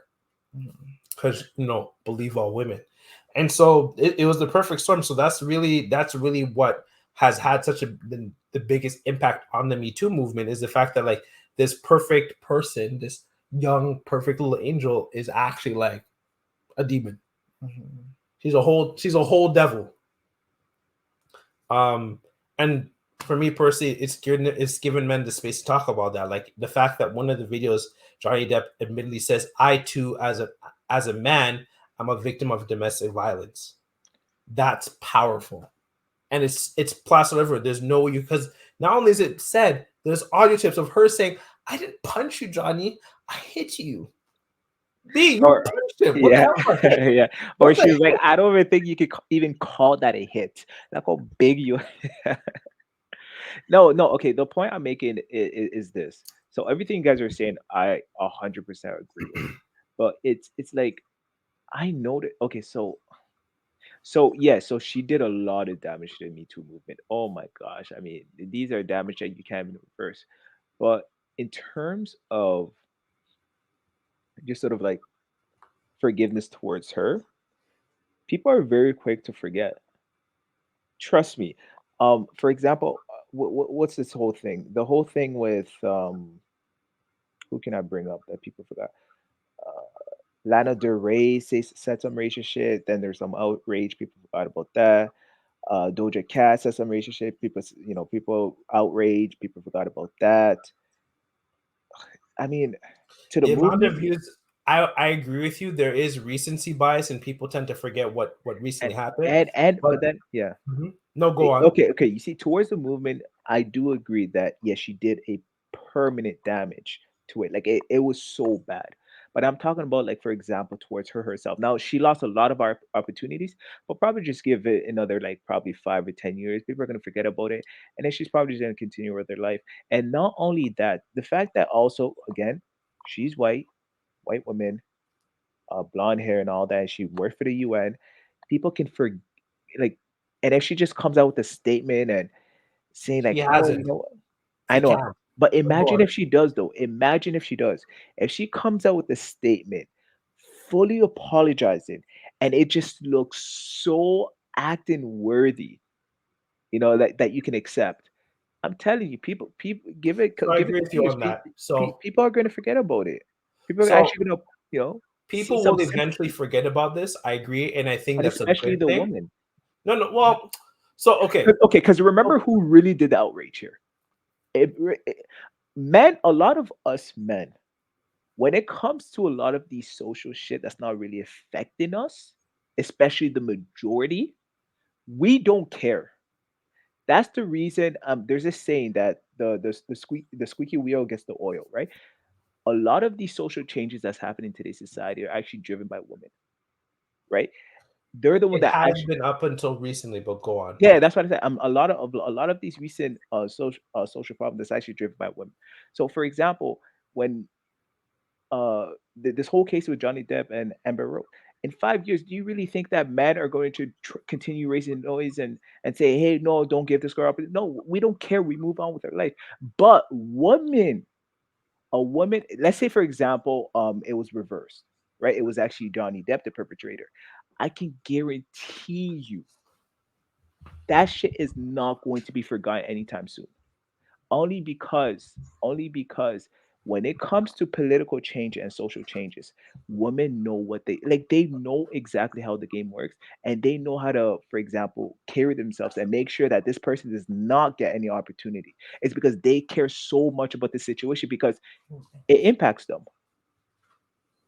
The difference between men and women in this case is that they care way more than us, way more. Like, for example, the situation, and I don't want to speak too long about this. um I felt it. Like, I was actually impacted by it. I was like, whoa, you see, we're never hurt. But I kid you not, after a month, I forgot about it. I just went back to work. I still see these feminist blogs talking about it. I don't see as much men speaking about it anymore. Because at the end of the day, we have to we have to get with the times. Like, we know we have so much responsibility in society that it's hard for us to just focus on one thing for too long. That's what it is. That's my point. Okay. So like I understand what you're saying. Part of me agrees, but I would also say you're conflating a lot of different things and pulling it together at once. So I'm going to do my best to cover everything that you said. Yeah. So one point being 10 years from now, if Amber Heard has genuinely dealt with her emotional issues, I'd love to see her do a movie. I would even, if she even healed from, I'll be the first to go see it, to be very honest with you. Because I'm also of the type of person who feels that, because we even talked about hope in our last session, the possibility of change, of something good happening. I'd want something good for her to come out of this rather than for her to be erased from society and the world. I wouldn't want that for anybody. I'd want her to be able to be able to make a comeback. However, for her to do that, she's made a statement, but the thing is, her statements, everything that she's doing, which is why she has such a low um PR rating, is because she's never genuine. Like, I don't know if you ever watch her interviews, but she just has like word salad. Like, she just says nice words that don't mean anything. Like they're asking, like I've seen her ask about how do you feel about Mara, and like, her playing Mara from Aquaman, Aquaman's wife, future wife in in the comics, and girlfriend in the movies, and she doesn't really like answer the question. She just Mhm. says a bunch of nice words. Even like, what is it like being with Johnny Depp? He's such an amazing. Or how open is Johnny Depp on set? He's such an amazing, wonderful actor, and he's so skilled. And it's so mesmerizing to watch him act. Like, but like, we asked you, like, how open is he to talk to people? Like, we're not asking about his acting skills. Everything she does is not from a genuine place. It's all word salad to make her sound good, which goes back into her assessment of having histrionic and bipolar Almost personality disorders. exactly personality disorders, because that's just how she is. And until she decides to do work, which people with like these mental health concerns, along with seemingly narcissism, because we throw the word narcissism around very easily in society, like, oh, this person's a narcissist. Like, how do you know? Are you a psychologist? But anyways, Mhm. she is not open, and that's another thing with her being assessed. She's not open to receive criticism. Okay. So No, no, she had to go I don't want to fundamental. cut you off. I don't really want to cut you off here, but I'm just gonna say this. Okay, so whether okay, the truth in her character really doesn't matter. It So, has but that's what I'm it, getting. The reason that people aren't it has accepting her. Go on. okay, so it's all about if she can put up one of the best illusion possible to deceive the public. But That's then at all she that needs to point, do. people pick up on it because, like, she did an apology to Australia, and now even No, no, irrespective of no, her. no. If she no, she doesn't even have to show her face. She could just write a letter and show exactly how sincere she is, and But that's one thing, it. and that has to go back into it. We're still going back to the core of her being genuine, and she wrote a She statement. doesn't have to be genuine to do that, But even when she wasn't, even the and she would article, get the even the forgiveness. response, hold on, even the response that she wrote, people weren't receptive to it. Legit. Because we're also going back into another point of cancel culture. Irrespective of Mhm. someone doing something wrong, people want to see them canceled. And going back on them being canceled, yes, Chris Brown, a man, he physically abused a woman. He's making music now. He's in Afrobeat songs. He's making movies again. So these things can also still happen too. Like, he's a man. He's a black man on top of it who abused a woman. Not a white woman, but he abused a woman, and even he's able to make a comeback. So it all depends on the longevity and someone's willingness to work on themselves and admit to their mistakes. Yes, Chris Brown probably would be at a different level of stardom if he never like punched the shit out of Yeah, Rihanna, but he's that's what I was still gonna get able at. to make a comeback and still make a livelihood based off his music and so on and so forth. Reason that holds him back is, which goes back into the Amber Heard stuff, is that some people aren't willing to forgive. And now we're going to the aspects of cancel culture in the sense of not people want certain people to be erased because of the evil, malicious shit that they've done. And there are certain men that are about that. However, yes, you are right. A lot of social things are based on women, but it's not because women are more vocal, it's because women spend more money. But that has shifted as manosphere stuff have come up and showed that men are willing to support each other and are willing to speak up for certain things or willing to Mhm. disengage from certain things. Like, for instance, because of the for lack of a better word, because of lack of awareness and lack of support for young men, men aren't going to college or university anymore. They're just like, I'm going to do a trade. And so now that's become an issue within colleges, universities, because like we don't have men coming. We need to address that now. So if there's enough people not doing something, it will be addressed eventually. Just like I said, men aren't doing that. There's conversations happening about men not wanting to get married, like MGTOW and so on and so forth. There's a lot of things that men are doing that's like, oh shoot, or even just simply Kevin Samuels, him just talking about shit, it's like, oh shit, well, we can't ignore this anymore because people are being vocal about these things. No, no. Okay. So with the spending more money, it's definitely one of the same. So of course, if you're the most vocal, eventually it's going to lead to the money because it's going to gain media attention. And if you Money know how to, talk. yeah, exactly. And if you know exactly how to just maneuver and market, like you're going to get the money. So that's not even something you have to worry about. The thing with Kevin Hart, no, the thing with Kevin Samuel, what happened with Kevin Sam? The reason why he got famous, it wasn't because of the man. It was Exactly, because you're because of the criticizing women. women. Exactly. It's because, again, back to my point, is the fact that when it comes to a lot of these political, especially in recent time, and social issue, women have been at the forefront, and they're the one that actually been vocal. If we men, we were way more vocal about You don't certain think that's issues, happening? I think we are, but I don't think we're at a point where it's like sort of like mainstream. We really care about it because at the end of the day, at the end of the day, we know that uh you know for example, like, we have to take care of ourselves, we have to be the provider, we have so much responsibility that society has given us that we don't really have the time to play these political games. I'm not saying that there aren't men who are like that, there are, but at the rate at which women are, it doesn't even compare to men. Like, women, like Okay, they so you're just talking know. about comparative right now, Yeah, but that's a society I thing. agree with But that's you. what it is though. Because Okay. when I'm saying like women are at the forefront, like I'm comparing it to men. Okay. So yes, I agree with you on that, but it's shifted. It's shifting and it continues to shift because of men acting en masse on certain things. Like I said, college, like I said, marriage, like I said, getting into relationships. It had the shifting has begun where women are like, I It can't has find anybody. it's because of the woman. It's not because of men. It's because of the woman. And it's like the same thing what you said with the Kevin Samuels. Now let me ask you this. I Recently, I don't think women are being affected by men not going to college. no, no, not that part. College is being affected. I'm talking about the Kevin Samuels one. Okay, It's Kevin it's Samuels it's one thing, but I was just talking about simply Kevin Samuels putting men's issues on the forefront. okay. Let's speak about the And that college. came from go on. Let's speak about the college part. I have not heard on the mainstream media that, for example, like, we should do something about men not going to college.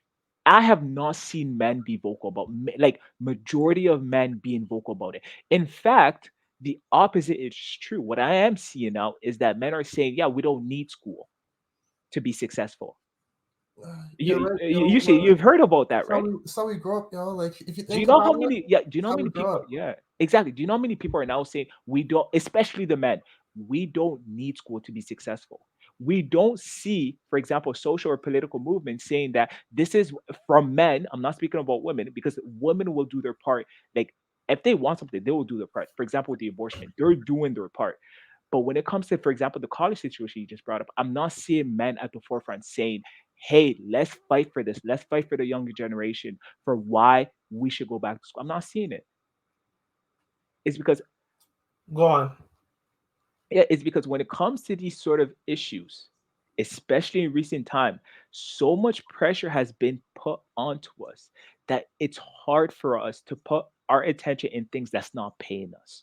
Especially we don't see it like especially if we don't see it like that. A lot of my friends will say, for example, this. I remember I think there's like a labor strike or something going on. I told him to come out with me. He said, I'm not going to waste my time. It's not even paying me. But if you were to say to a woman, hey, let's go do this protest and and of course it depends on the person. But if you were to say to them, hey, let's go to this abortion movement and let's try to you know express our rights out here, most likely you're gonna get a really good amount to come out with you, Well, that's a different and and conversation. and and and they won't think of it in terms of um am I getting paid or not, am I Well, wasting my now we're time? going into now we're heading into a conversation of men even being aware of the issues that affect men. Yeah, I think it's a biological thing, and also too, it's a historical thing as Exactly, well. because men's issues are never talked about. So why would men want to But speak that's on my something but that's they're my not point though. aware of it? But once men are aware, the conversations happen. So going back, like I said, on the whole college thing, it hasn't come up yet because men are just making a decision, but then it becomes an issue where it's like, oh, how do we get men to come back? But like in terms of men not going to something, yes, you are right. Guys aren't liable to do that. Men aren't liable to do that. Sorry, but that's also comes from a space of men not being aware of men's issues. But that's becoming more of a thing. I agree with you, but Mhm. shifts are happening. 10 years ago, there wasn't not only was there no Kevin Samuels, Mhm. RIP to him. There wasn't a space for Kevin Samuels to exist. Actually, there's Patrick O'Neill, and he was mainstream. Patrice O'Neill, I mean. How much was his message spread compared to Kevin Samuels? Oh, it was huge. It was huge. Compared.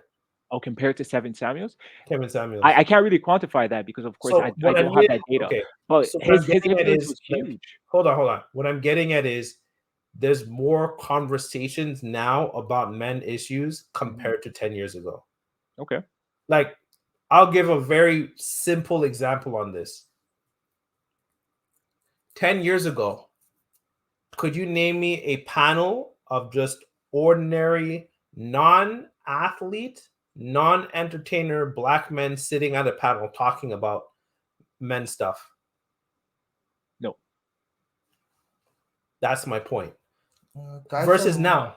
Sorry. guys are more like, honestly though, like guys are more likely to like do what we want to do out of like ambition or whatever. Stoicism, While girls are more likely to kind talk of about it. talk about it, and they'll follow like certain things because girls are naturally like more In the social. group, exactly.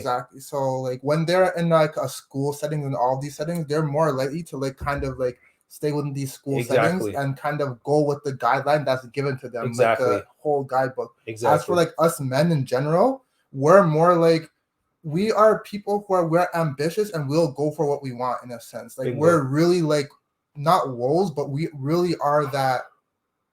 I don't want to say like dominant or anything like that, but like leaders. Yeah, Leaders, dominant. Yeah, there's we nothing wrong with we those won't words. follow the school system naturally. We won't follow these things. We'll go by what we think is right. While girls are, they more tend to listen, and girls are more like, they care about a lot of things a lot more. Like they're more just like emotional about a lot of things. So when they get into like certain groups, or when they're told certain things, they're just more likely to listen in general. Guys, for 100% sure, like we just do what we think is right. We literally follow our intuitions. Sometimes it's wrong, sometimes it's right, but at the end of the day, we're guys. We still do what we want to do. Yeah, we're more likely to take risks, drive faster, whatever Legit, it is. take. And that's exactly why the women, they dictate the social and political sphere. But Eb said something really interesting. Yes, you're seeing a shift. You're seeing a change. Yeah, like Well- before, like this stuff where Amber's being canceled is being like, men are behind this and men are watching this, and this having like tens of billions of views per session of the trial for Amber Heard and Johnny Depp. That wouldn't have happened. But the fact that this was even exposed in the media, this also the fact that this was posted on YouTube, an alternative media space, and the fact that people were able to see exactly how falsified NBC and all these other media outlets were, it's a huge shift. And it creates more space for men's videos to be talked about and men's issues to be talked about, because that's what YouTube has opened up for. Like I was watching a video of Fresh and Fit saying negative. No, Fresh and Fit, like these other guys, and maybe you've heard of them, based in Miami. Oh, I They're do doing not some watch those guys. Those guys are. there's something else. Yeah, they that's see something else. some brain dead content to me, low-key. Yes. But like I fake saw boys. Ablin Preach, the lead attorney, Kevin Samuels, who else? Poor Man's Podcast, Spencer Cornelius, who was like the only white guy on it, and Rewind Playback. And it's essentially just, except for Spencer Cornelius, who talks about like celebrities and rich people and how they mess up their money or see if they're frauds. It was just a bunch of ordinary black men talking about issues of other black men doing something wrong. That never existed. And all intelligent, well-spoken black men. They're not athletes, they're not entertainers, they're just ordinary black men. Never existed. But now there's a space for these things to exist. There's a space in a conversation for these things to happen. So no, I think if anything, 10 years ago, things would have been a lot easier for Amber Heard compared to now. It's definitely harder for her to make a comeback, because men will be like, yo, nah, son, what happened to me too? Because that's the reason. That's the reason why her getting pushed out of Aquaman is being going so hard, is because like, hey, hold on, you canceled Johnny without even asking questions. You gotta cancel Amber Heard too. You gotta remove her out these movies, B. Real shit. Yo, we're having more of a voice now. Still. Exactly. Yo, get that equality happening.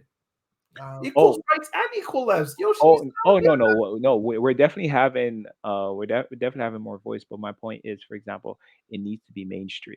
We need to really have a mainstream voice for positive influences. That's why we're having these conversations like right now. But it's exactly what you said, which is why I'm not going to add more into it. We are seeing a shift. Yeah, it's a huge shift. The fact that we can have this conversation, you know how quickly this YouTube channel, this podcast has been canceled by now? It was like 10 years ago. Men having problems. Triggered. Yeah, yo, we're Mhm. supposed to be rocks, unemotional. We're supposed to just just Stay silent and take the abuse. yeah, yo.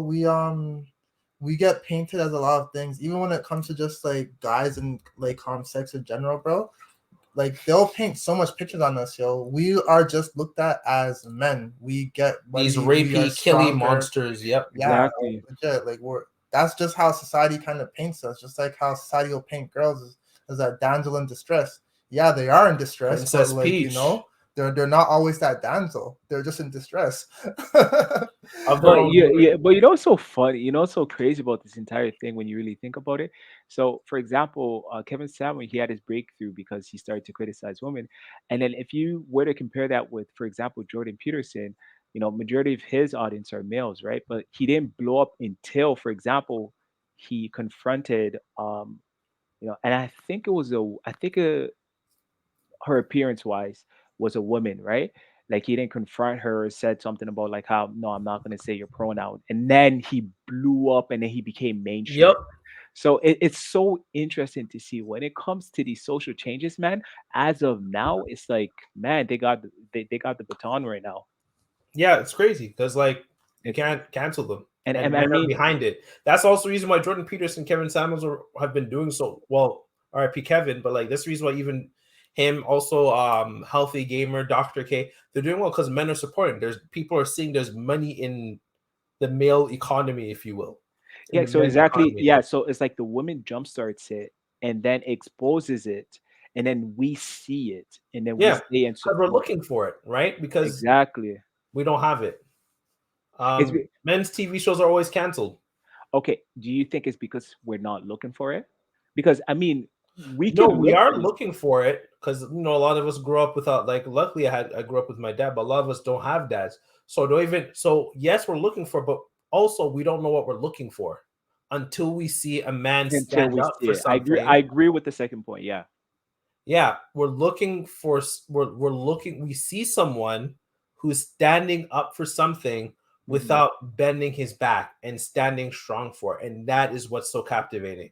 And it goes back to even other great men such as Nelson Mandela, Malcolm X, Martin Luther King. There's a lot of men who just stood up for certain things, and it was captivating. Even when we see it with certain actors, right? We love to we look at athletes, we look at all these people with admiration because like I want to be that one day. I Hmm. want to be able to stand my ground on certain principles that very much matter to me, irrespective of what the media says. Um, so with that being said, that was a great tangent. I won't stay too long on these aspects, but going back on the Yeah. whole Amber Heard and Gone Girl, another aspect that they all shared, which I can speak on, is he wanted a divorce. With now Fumi, the things that made it really bad for him was when you remember this, Jordan, because we were talking about this last night, was once Malty saw now Fumi happy with Raftalia, that was a trigger for her. She's like, wait, you're doing okay? You Hmm. happy again? Nah, we can't be having that. Let's set up a duel. Let's set up a duel where you're. I didn't realize this, but he was 20 levels under Motoyasu. Motoyasu was level 43. Naofumi was level 21, and he's forcing him to fight him. Did he get the class upgrade by then, or No, he he didn't. couldn't get it? No, Right? No. not yet. I remember that, bro. That was hectic.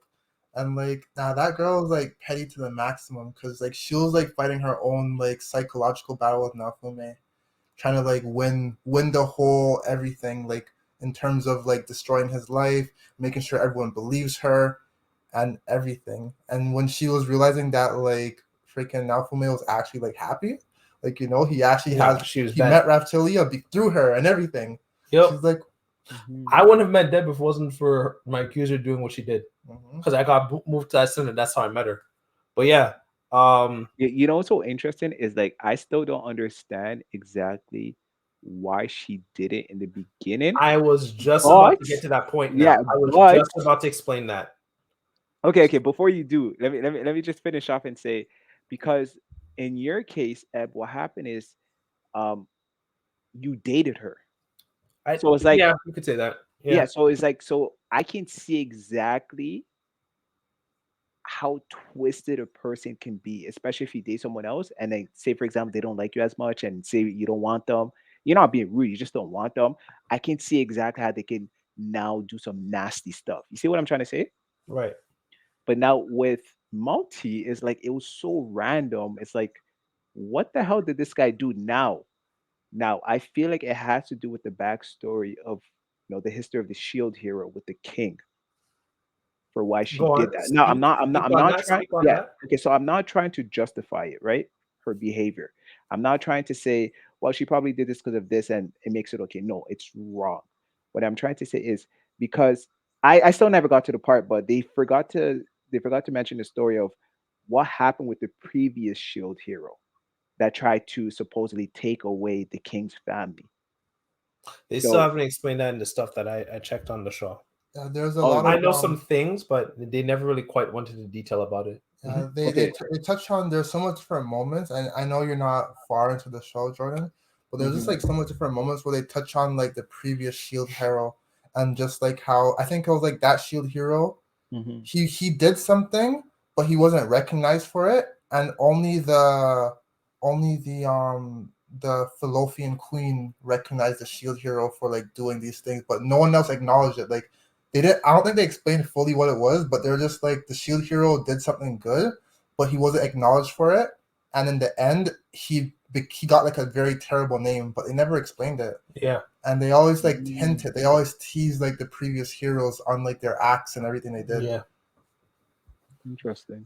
So the reason Mm, Amber Heard did what she did allegedly, because this is me slightly speculating and also based off research. Johnny, so it's crazy.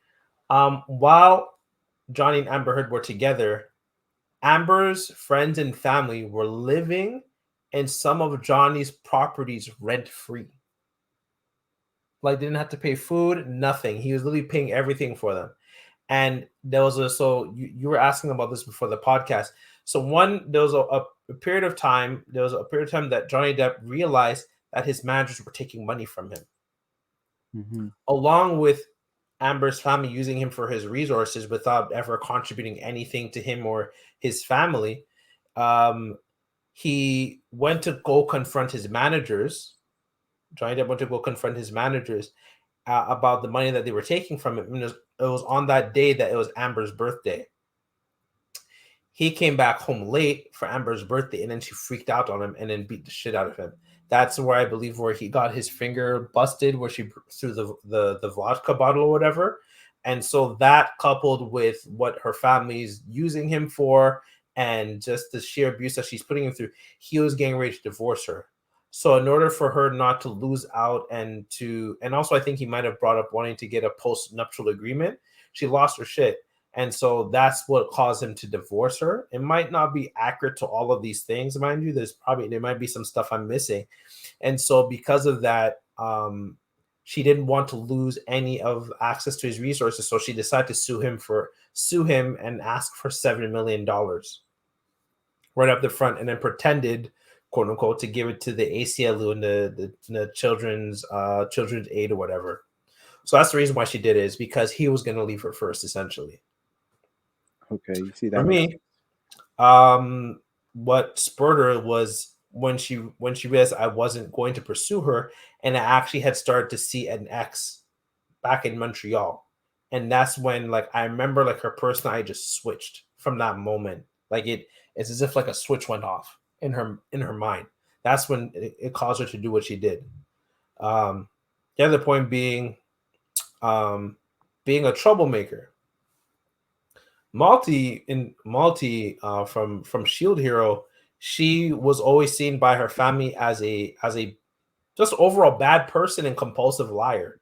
So when we look at these people, we also have to keep in mind, like, they have a history. Like, eventually came up the fact that, like, Amber was abusive to her ex-girlfriend.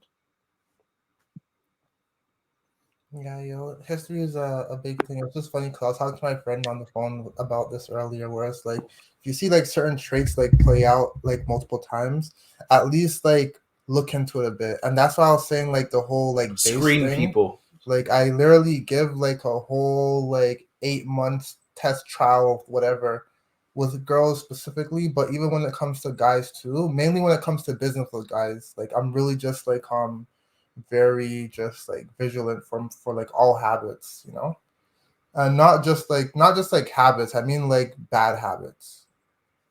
Mhm. Yeah. No, no, that's I a good point. sorry, you're about to say, Jordan?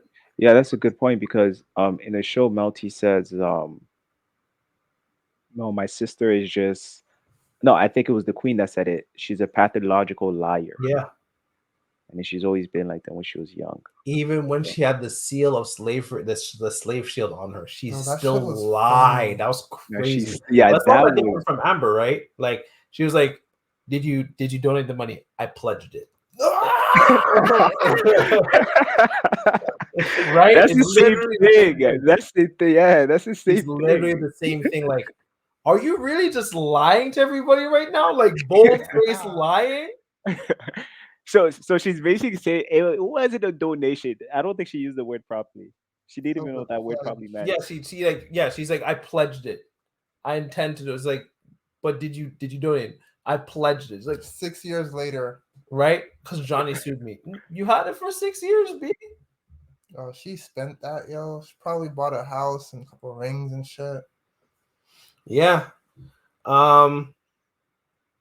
It's crazy. Imagine imagine the shame you probably felt as a parent just watching that on TV.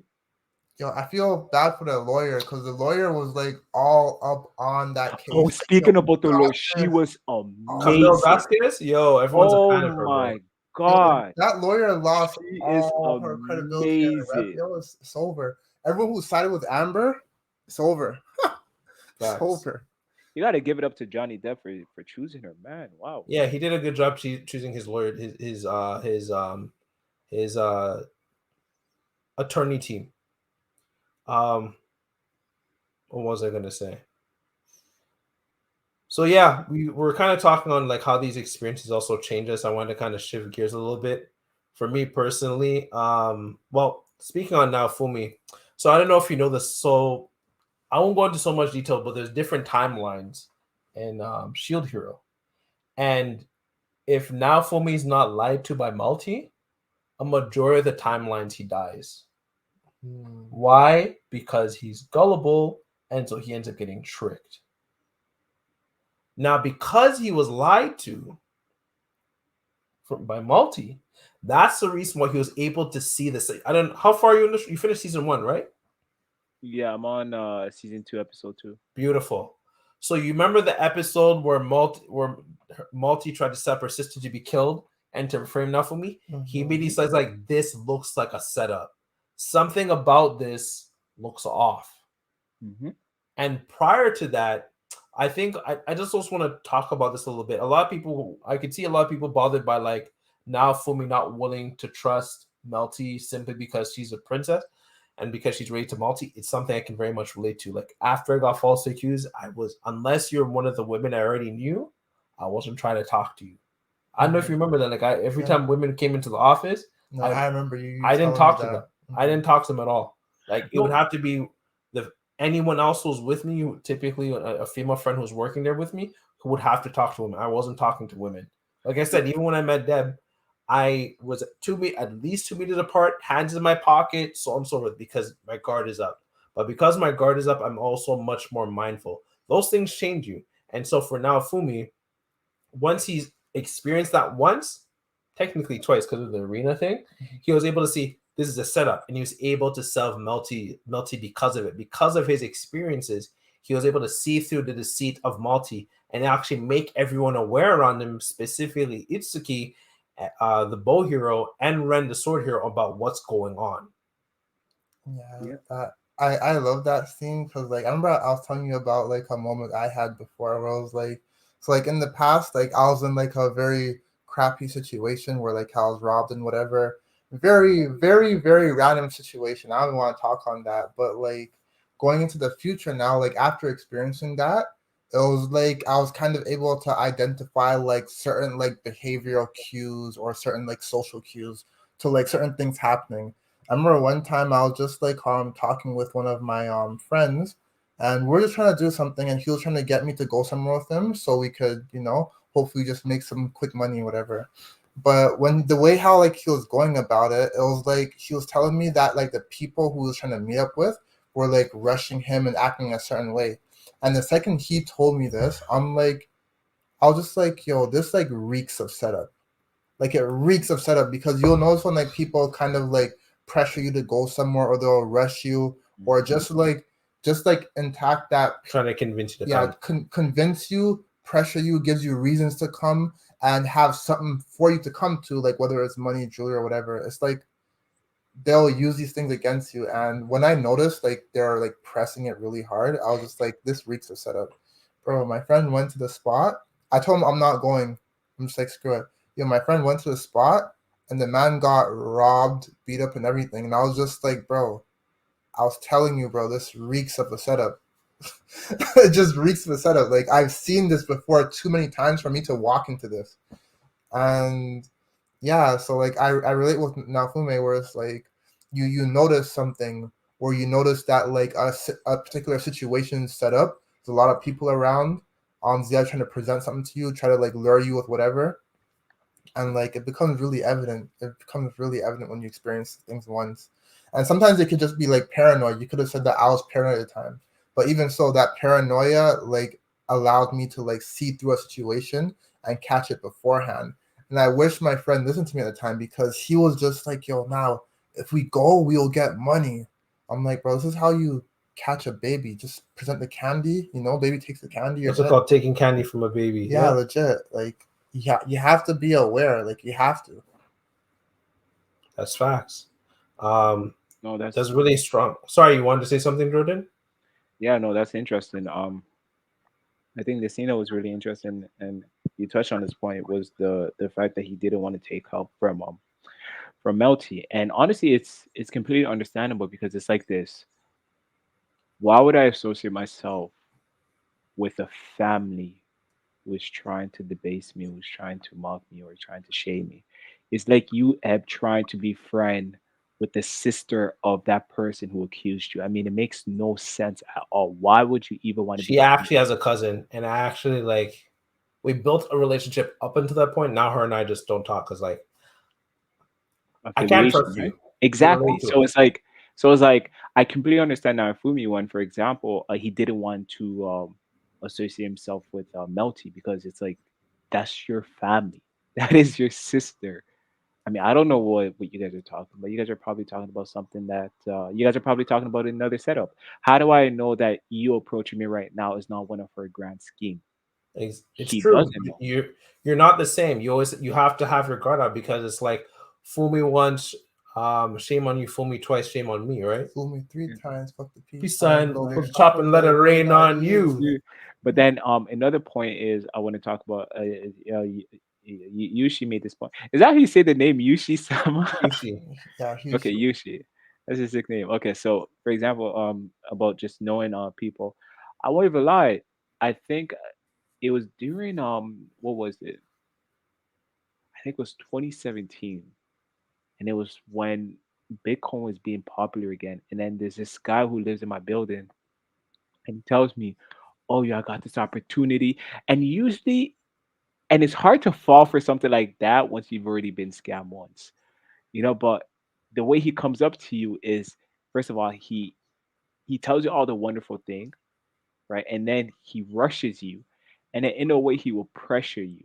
So for example, I won't lie, I'm a complete realist. So when he was telling me, hey, just give me like $2 or $3,000 and I could flip that to like 5 or 6K or something like that, the first Stop thing the I would cap.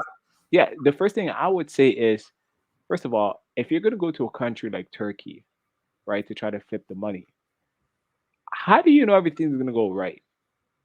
You don't, right? You don't. What Facts. if what if you go over there, you meet the person, and they just leave you on the dirt? Like you don't know. Like you're going to another country and you think you're gonna flip 10K. But the problem with me is I had such like an investment mindset that I just wanted to like, because I think I had like 10 or 15K at the time. I was just saving my money. I was just working and saving my money, right? And then what happened was I don't like when my money's just sitting. Like for like right now, I have my money in the stock market. I just like when my money's working You itself. like it doing something. Yeah, I Right. like it when it does something. So here's a person that I actually grew up with him. So it's not just a friend I've known for like 2 years, you know. Right. Like we used to like we grew up in Region. We're at Region before we moved into Regent the build. Park. Yeah, Right. Region Park before we came into this building here downtown. And then I just said okay, you know what? Whatever, sure. I'll give it to you. When can I expect my return? And he'll break it down. He said, don't worry, in 2 weeks. 2 weeks came, no. When can I expect in next week? And then funny enough, it's been 3 years, right? But I made sure to record him. I recorded him. I said, so you said this and this and this and that. And I recorded him like 2 years ago, just to, I need insurance. And if I'm ever feel like I have time and and I just feel broke mentally speaking, I'm gonna try to get back that money. But I'm at a position right now where like I really just don't have the time to do that, and I don't really want to waste my resource. So I'm not gonna do it.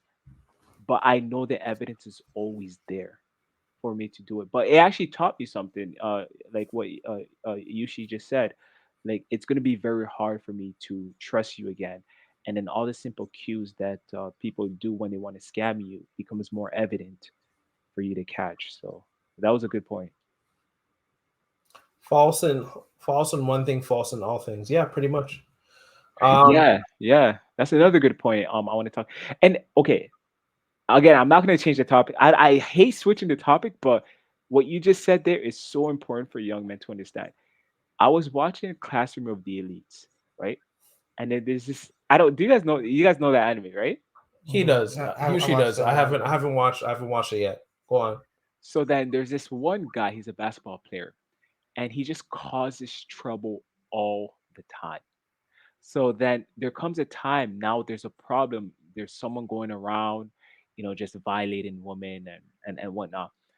And then, but people go ahead and blame him. Do you remember that scene? I remember it vaguely because I watched it like 4 years ago. So they blame him immediately. Why? Because he has that reputation Mhm. of being trouble. I feel like young men should understand that your reputation is so important and it can set you up for so much opportunity because let's say for example you're known as a scammer. Let's say you gain popularity off scamming. That is believe it or not, that's going to be your reputation for a while. Mhm. When people speak your name, they're going to say you're the scammer. But let's say for example you came up being a YouTuber, right? People are going to know you as a YouTuber. That's your reputation. So I feel like when it comes to certain decisions young men should make, you should be very careful and selective with what they want to do because the first thing that you gain fame from is what you're going to be known for. Yeah. I I agree. just wanted to say out there, but yeah, we can move on. Facts. Yo, I like how you brought the comparison with Classroom of the Elite because that show had like the coolest characters ever. Coolest and just like unique characters. They All right. put How Yeah. so many much. seasons are there of It's only this? one. They're coming with season two, but it's Yeah, only they're one coming out season right season now. two. Okay. And but then if I had to relate it back to Shield Hero, look for example, he was known as a domestic abuser, and that was his identity. Yeah, But for of a course, long it was time. of course it Very wasn't by choice. fast. In this case, it And wasn't by now choice. I'm glad you brought it to that because the thing with that, and no matter who you are as a person, if everyone sees you as the same thing, you'll eventually come to adopt those characteristics. The thing that I really watching the show again, which I didn't realize the first time, was his arena fight with Motoyasu was the first time he unlocked his curse series. Good point. I took that in still. That's a really strong point right there. It's that's when he started to develop his wrath, his rage. And I remember you were speaking on your rage, and I wanted to make sure we came back to that.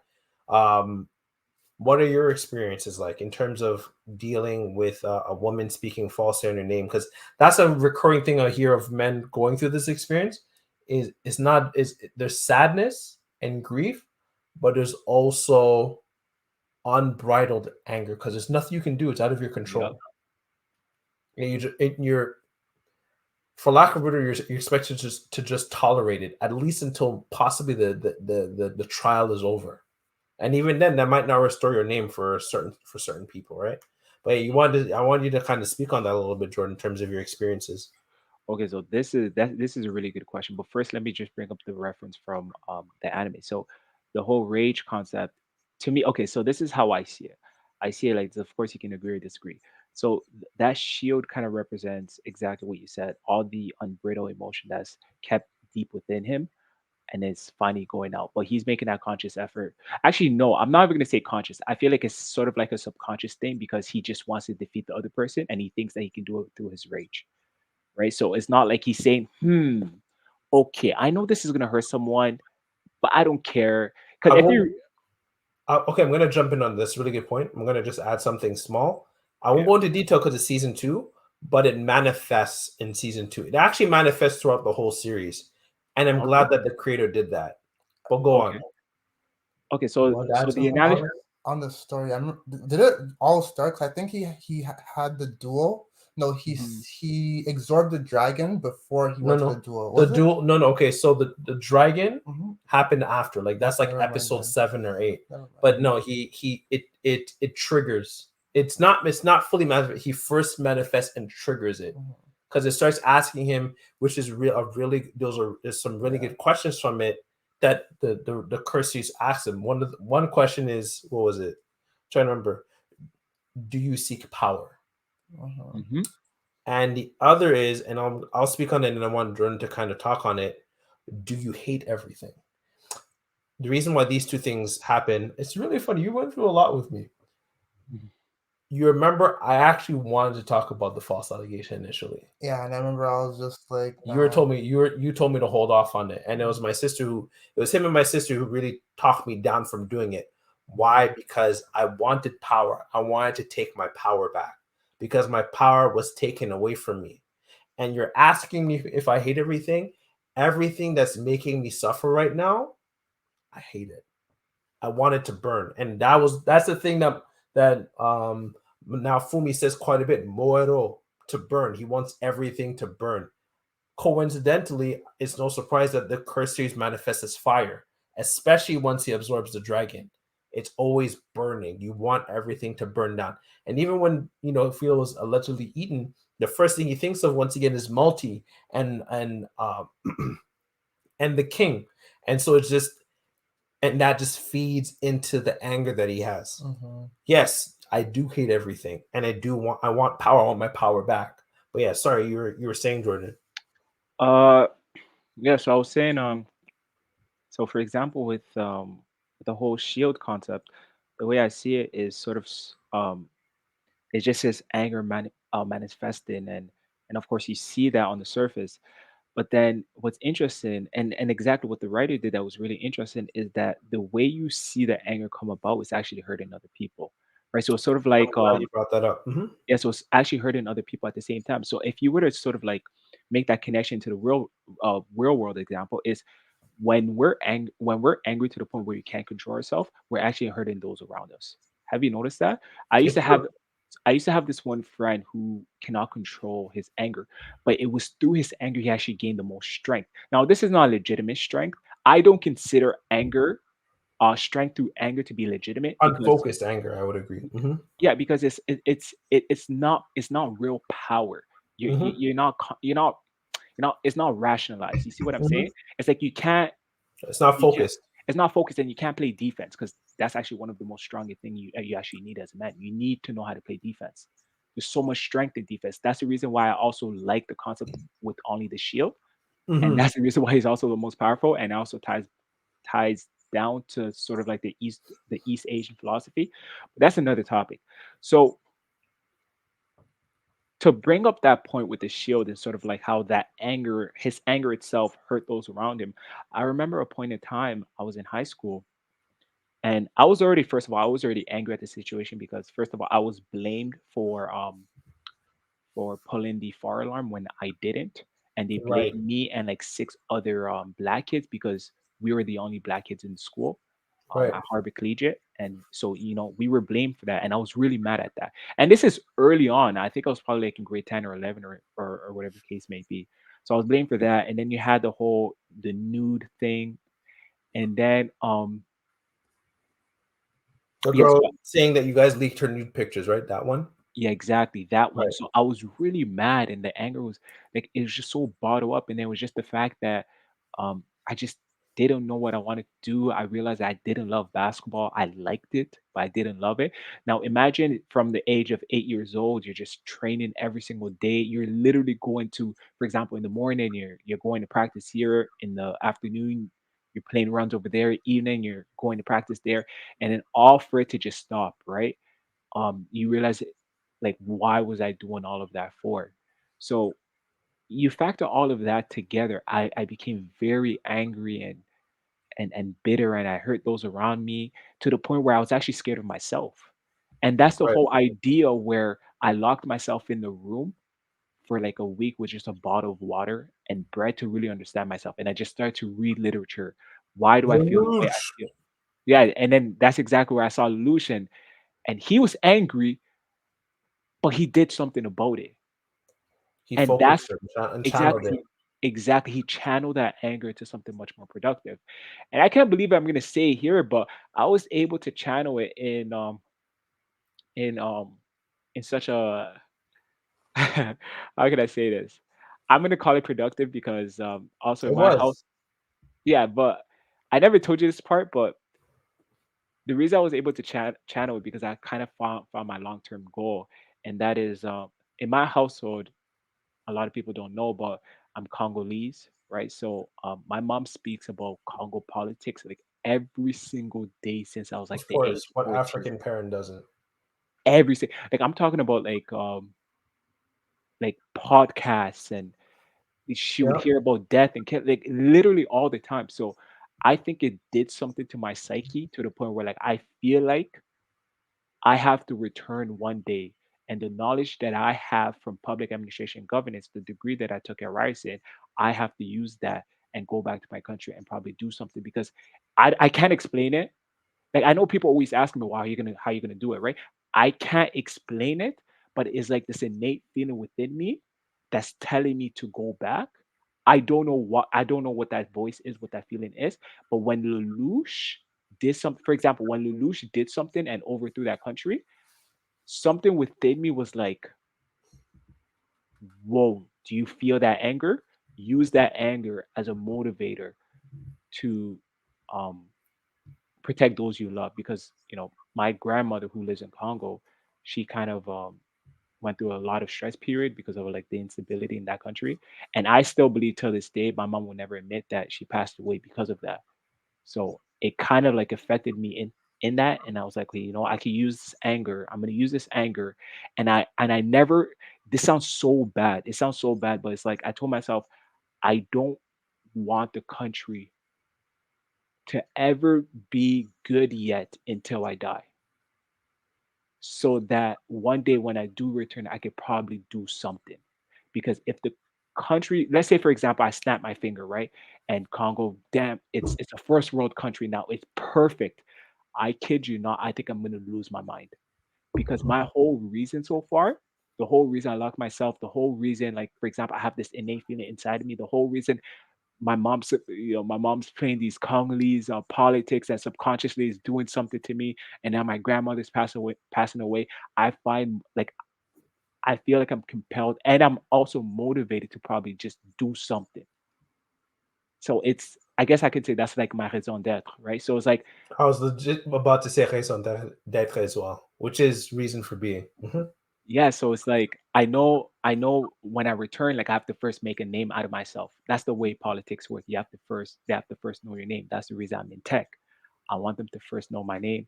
So when that time comes, I can go there and probably do something. But it's interesting because with his anger, what he did, Naifumi, what he did with that anger is he tried to sort of just elevate his status, but he knows damn well that's not gonna go away, right? You can't try to just elevate your status and you think it's gonna go away.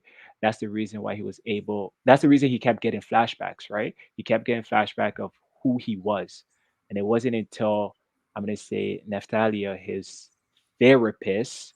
I don't think she should have been therapist was able to make him realize that I'd hey, say listen, companion. I don't know. Like I have mixed feelings. It's kind of like she was his therapist. Every time he broke down, she was there running to him. You're okay. Don't worry. You know, it did. Well, It to me, it didn't feel like a companionship. To be honest, I only felt like well, that he when was they were also. fighting. You also have to When they keep were in mind fighting, that it felt like that. you also have to keep in mind he was there for her when she was dealing with her being like dealing with human trafficking or Mhm. dim human trafficking too, right? He was one who was keeping her in balance and able to He help did her that for balance herself he, out. but he did that for self interest. It No, wasn't. It he what? No, he started he it did And then it started. in started the off like that, beginning, but he actually yeah, started to care. He had no reason to take out and that that's evil. natural, right? That's No, no, but natural. hold on. He had no reason to take out to stop the guy who was still human doing demi-human trafficking. He had no reason to stop it. Mhm. He also had no reason to take Take over the over whole the kingdom kingdom. of Civilheim or whatever it's called, where Mhm. Raftalia's No, no, people are. no, no, no. What you're saying is true, but I feel okay. So it's sort of like when he realized that she was actually there for him, that's when everything changed, and he actually Of really course, started to care. because Yeah, exactly. Yeah, he he never But built believed anyone was trust. there. Like I was gonna actually kind of bring that up, but she when she's in like her teenage years, she's like, well, what does she say? I mean, Um, low level, yes. yeah, low level teen years, if you will. I'm your sword, and I will accompany you wherever you go. And the thing he reacts to, which I understand, is like he's like, is that so? He didn't that believe felt her. yeah okay. I'll tell you, that felt like therapy session to me because it was like always a reassurance. He always had to hear that. The No, amount of times Do you know how I've many times she said that? no, but that's the thing. The amount of times that Deb has had to tell me that she has my back has been quite a few times. Mhm, Conversely, the same thing on my end as well, mhm. because it's kind of like with all the things I've dealt with and all the things I've experienced, I'm like, are you really like I've had to ask that because I know where I'm headed towards in terms of what I do. Like, are you really sure you're about this life? And she has to be, yes, I'm with you. I want But to. And I'm but like, but are your you case sure? with him is a bit different because with you, there's actually romantic interest. So then there's So we're some gonna get to that. yeah. That's at the end. I don't want to talk too much about season two because like season two ends on. I saw like literally the last episode of season two. I'm like, y'all are ready for a crazy. People don't realize season three is gonna be yeah, they set crazy. up some crazy plot points already. Yeah, So like, I'm looking forward for season. I feel like season two Wait, was like the season two or introduction to season season three. three? season three is gonna be crazy. Yeah, Season 'cause I heard two season two wasn't as good. Yeah, season Apparently. two because was just an if introduction to me. they could the things that happen if they started in season two they wouldn't have been able to stop it. Yeah, Like they'd have Mm. to stop at a random midpoint. Versus what they did, I'm like, okay, like for instance, you don't see Malty at because all. it's And wait, in crazy. season three, you don't see Malty? Season two, you don't see Malty, but you're Finally, I'm not even but trying to see no. her to be When you honest. won't notice because like when I was watching episode, I'm like, oh shit, didn't show. I'm like, oh, y'all are really setting up for that. Like the last 2 minutes, Mhm. there's hints of everything that's gonna happen for season three. I was like, yo, this is gonna be crazy. Season three, Yeah, it's gonna be there's so much just like crazy. the plot The points. other heroes, Yeah, just like the way how they're just introducing them one by one. It's like, so this not is even the just world. that one. The the wolf who becomes a hero because you know like the one that gets the Mhm. gauntlets. Yeah, they're basically like That's all I'm hinting gonna all say. these things. They hinted to a lot of things. So I was like, yo, this gonna be a crazy next season. But no, Multi like drives the show. Like if it wasn't for Multi being a horrible human being, we wouldn't have Shield Hero being so good. To be Yeah. honest with you, but yeah, he didn't believe her, and then it was only until after he lost the fight, and she was just like, "I'm with you, and even if people speak ill on your name, I'll tell them that they're wrong." And the thing that he says is, those are the words I always wanted to hear. And then he realized, no, she's been saying this whole time. I just wasn't listening because his heart was closed off. Like I said, Dad was showing interest in me. My heart was closed. I was Mhm. just concerned with because you're in a sort of perpetual flight, fright, fight, flight, or freeze mode where you're Mhm. constantly having to protect yourself because you don't know if someone's going to do something again. If Deb had the perfect storm to do something to me again, or just completely ruin me. It's like, oh, We just can't bring it to any community center. You're just out here just harassing all these women, eh? Like, hey, first of all, 2 meters, hands in my pocket. I got witnesses and cameras. No way. But yeah, no, for me, I was able to focus like my own wrath. I didn't realize how much wrath I was until I wanted to talk about it. And I realized I'm like, I have a lot of anger in me. Even my friends pointed out, particularly female friends, were just like, you speak very negatively of women now. Whoa. Yeah, I was in a very negative space because of all the negative emotions I had. Because it wasn't just one girl, it's 3 other girls that also said something. And then I find out one of them is because she was peer pressured into doing it. That's crazy. That's all it took. Your friends told you to say something and you did it. And that's ruining my livelihood. I could not be able. You are sitting up to potentially not be able to ever feed myself again. That's crazy. So they made me realize that, but I decided to channel that into creating, because I was taken away from that community center with all the work I've done in Dorset Park.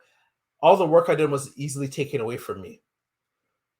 So I wanted to create something that would always belong to me, which is why I started this podcast. I wanted to create something that could support me and sustain me in potential hardships, and also build me up in times of where I'm growing, that will always belong to me and no one else. So that's the reason why I came up with Black Nerd Talks. I was just like, I'm tired of just having to run to different people to pay me. I want to be able to provide for myself and be in charge of my own destiny, my own future, rather than wait for someone else to determine that and give the opportunity for someone to take that away once they have the opportunity to do so. I find that cool because like I remember like I'll always like joke around with my friend. I'll be like, yeah, hatred is the true answer for true progress and everything. And I'll just fuck around and say like dumb shit like that. It's reminds you of that quote. It was just like, violence is not the solution. It's the answer and the question. Mm-hmm. All right. Yeah, that's good. But yeah, I guess for me, the way I channel it is realizing that there's a bigger purpose than me. So for example, it's creating tech to make other people happy, and at the same time, so I can use that money to one day just go back to Congo and really bring in the change. work. Yeah, and Yeah. really change everything over there.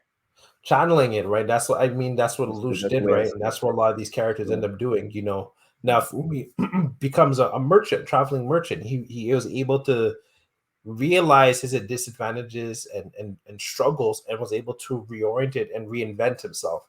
So for me, like I said, I got into entrepreneurship and podcasting and so on and so forth, because I realized that I wanted something that belonged to me. And I also realized, and this goes into therapy and whatnot, every time like we spoke about, now Fumi goes into his like wrath mode, it takes the women around him to stop him, but they also get curse damage from it. And I say that in the sense of like, if assuming you're a woman who's dating with a man who's going through hardship, if he can't realize how he's hurting you the same way as I realized I was hurting my female friends, right? Then that's not your role to take that on. The reason Raftai was able to be there for him is because he was also realizing how he was hurting her, and he felt remorseful. If he doesn't feel that, and he was like, well, she's the cause of why you're suffering, without taking any accountability of his own, and then what does that say? Or vice versa, if she's taking on her emotions on you, that's not your responsibility to do that. That's for her to deal with. And he eventually works on his anger. Do I want to read these parts? The last thing I just want to say is that, like, overall, like, you're gonna hit a breaking point. That's the one of the main points I want to hit at too, is that eventually you're gonna hit a breaking point in terms of these situations. For me, yeah, it was just really when I wanted to kind of get back at like the world for what happened to me. But now Fumi, he was just really saying that, like, because he's a shield hero, that's the reason why people are making him suffer. And eventually he was just like, I don't want to be the shield hero anymore. With Johnny Depp, it was a really powerful quote. It made me think of episode 4 of Shield Hero, where he was just saying, that's what you want to do, right? You've taken everything from me. You want to take my blood, take it. He said, Amber said, no. He said, well, if you're not going to take it, that's all I've got left.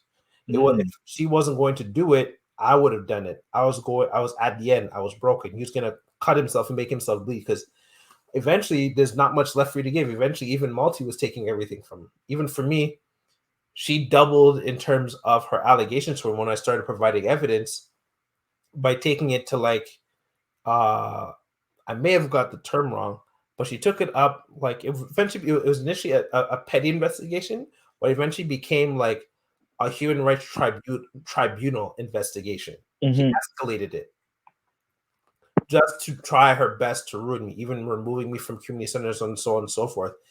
Obviously, this developed my negative emotions, but over time, those things shifted.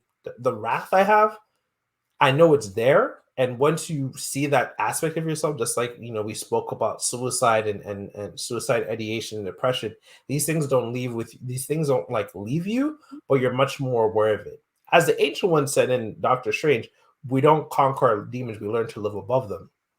And the last thing I want to kind of bring home is now Fumi truly gets like he starts losing the ability to use his rage.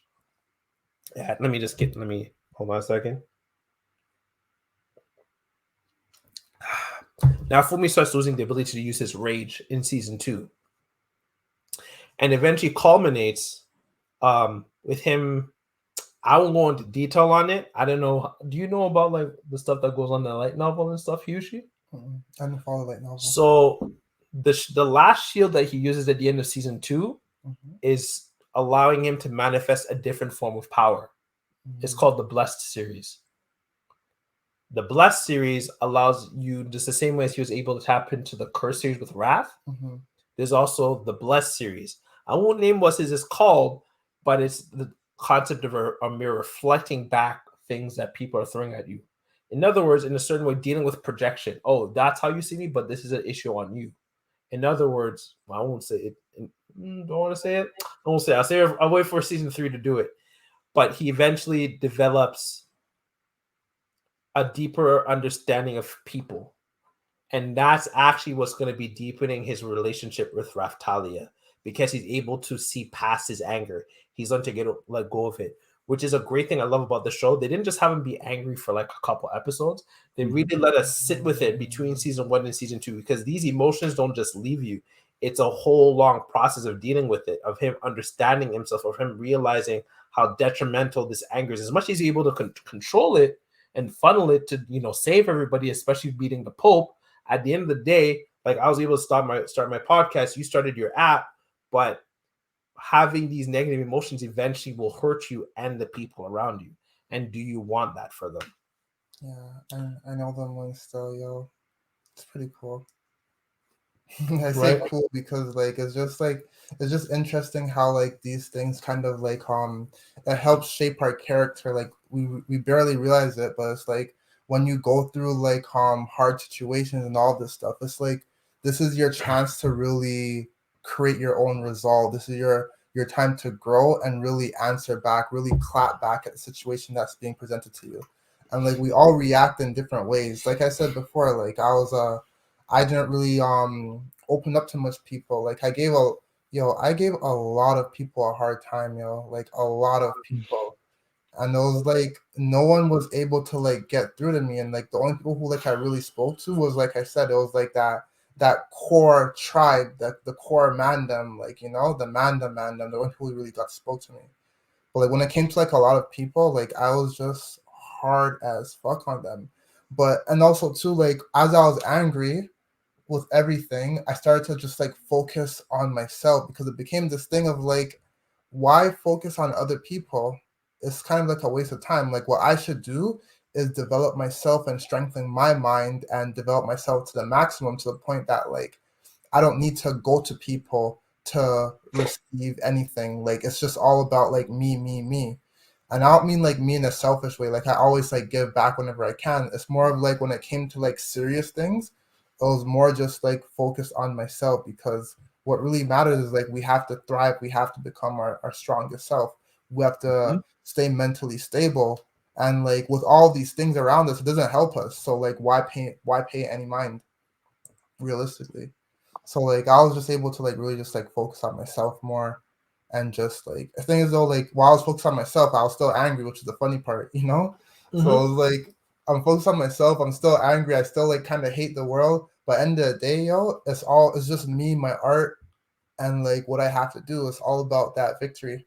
And I feel like I gained this thing for like even though like I was already like real competitive, like I started to like I remember there was some time that when I played ball with my friends and stuff, like I'll be like angry mid basketball game. Not angry, but like we'll go out and compete and go to like other like centers to like play ball and stuff like that. But there'll be times, yo, when I'm playing the game and like I'll be doing so well though because like I'm angry and I'm just focused because I don't want to focus on nothing else but this victory. And that anger is weird, but it gave me like a weird fuel and it was like a good fuel. But at the same time too, I was blinded to other things. But like the fuel that it gave me was like a really good fuel to me. Sounds like you're talking about a little bit of being in the state of flow. Yeah. Or the zone, as they did in Kuroko Basket. Yeah, yo, it was crazy, yo. It was actually crazy because just the way how like I'll focus on something and the way like I'll exert. It was actually bad actually because I'll start to exert too much strength. I've injured myself several times in basketball, and I played on injuries because I was angry. You know what I mean? Like it was bad, but at the same time too, I pushed myself beyond myself, but it was hurting me a lot. It was actually really hurting me. This is crazy. Like even my drawings too. Like I'll be drawing crazy. I'll be writing and stuff like that. Carpal tunnel. Bro, my arm got fucked up, bro. I was not sleep. The thing is though, bro, I wasn't sleeping. I'll be up like for a long period of time, bro. The cycle was I'll come home from work. So I'll start work at 3 o'clock or 3:30, whatever. I'll get home by like 11 o'clock. The second I get home, I'm drawing straight till like 4 a.m., 5 a.m., 6 a.m., touching 8 a.m. I'll go to sleep for like 4, 5 hours, 3 hours, sometimes wake up for work, go to work. At work, I wouldn't talk to no one, bro. I'll just be writing, writing, writing. People ask me I like, can confirm this. yo, Hushi, you're not talking to anyone. You changed. Are you okay? I'm just like, are you okay? Why are you asking me that? Mind your own business. And I'll just be drawing in my corner, just drawing, not even drawing, just writing nonstop. But like, I just zeroed in on myself, yo. And like, I stopped sleeping. I was sleep deprived. I'll play basketball angry, but I'll still be doing good. I'll I wasn't gaming too heavy at that time, but I was still gaming. And like I'll just be like running like my Smash because I'm highly competitive in Smash. But like I kind of cut out gaming for a period of time just to like focus on myself. And yeah, I enjoyed it to be completely honest because that was the me where I was like I was just fueled off of like something else. It was a different kind of fuel. It was different, bro. And fuck, I injured myself, but it was worth it. My legs still hurt. Won't even lie. It's Yeah. really interesting you say that because I'm just going to touch on this point. I'm going to continue along your point. I remember, I wish I was like that.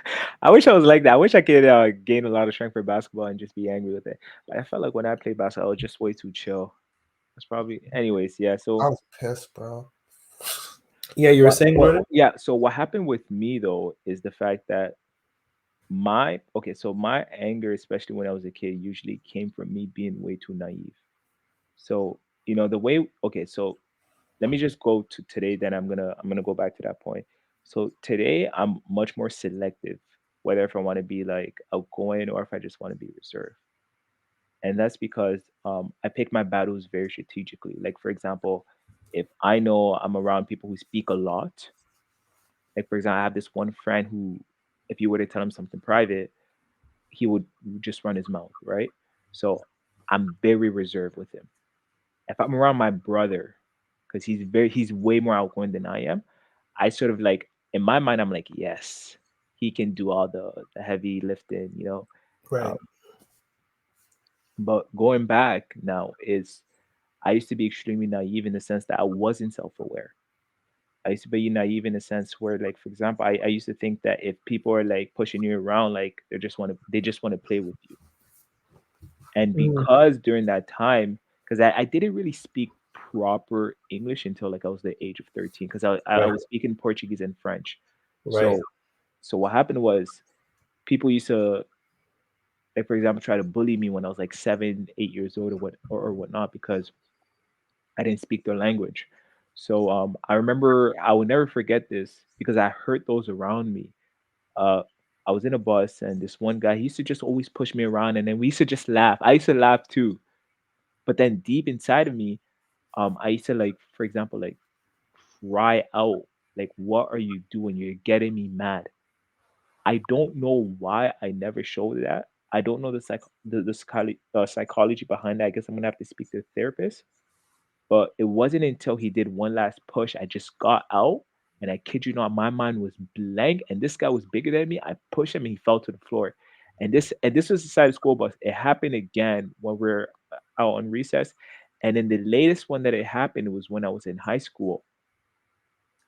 I remember I had a basketball game. I used to have a lot of female friends, and then they would watch over my stuff. And then I remember the female friend, one of her friend, would go through my stuff and take the money.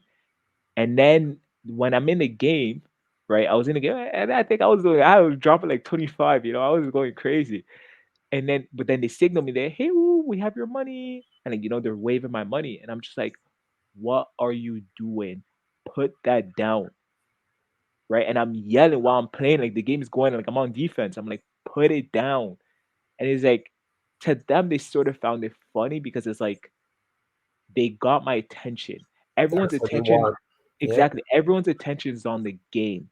And now imagine a star players acknowledging you, only you, Or while at the everyone is center of watching that attention. game. You see, so it sort of felt, and of course, looking back, I don't watch I my realized that now, right? my shit, bro. Right. So I realized that I'm like, put down my money, and I just kept yelling throughout the whole show throughout the whole game.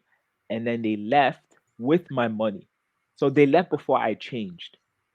And then it was, I think I was like 16 or something. So they took about, I think it was like $150. That was a lot of money for 16 years old. No, that's So, still money now. Like as and it's much still a like lot of money yeah, now. I beg yo. And I Yeah, think it no, was that's like, crazy. Go on. yeah, so it was like, and this is just me saving my, oh man, like I was a saver. So this was just me saving my money. So it was like the fact that they did that and they left, they didn't say a word or whatever. I got so mad to the point where like my friend was like, "You won, let's go, yeah, we won." But I was like, "We won." I'm like, "Where's my money?" You know. Throughout the whole day, I was so mad. I don't know how it's possible for a human to carry that much anger for so long.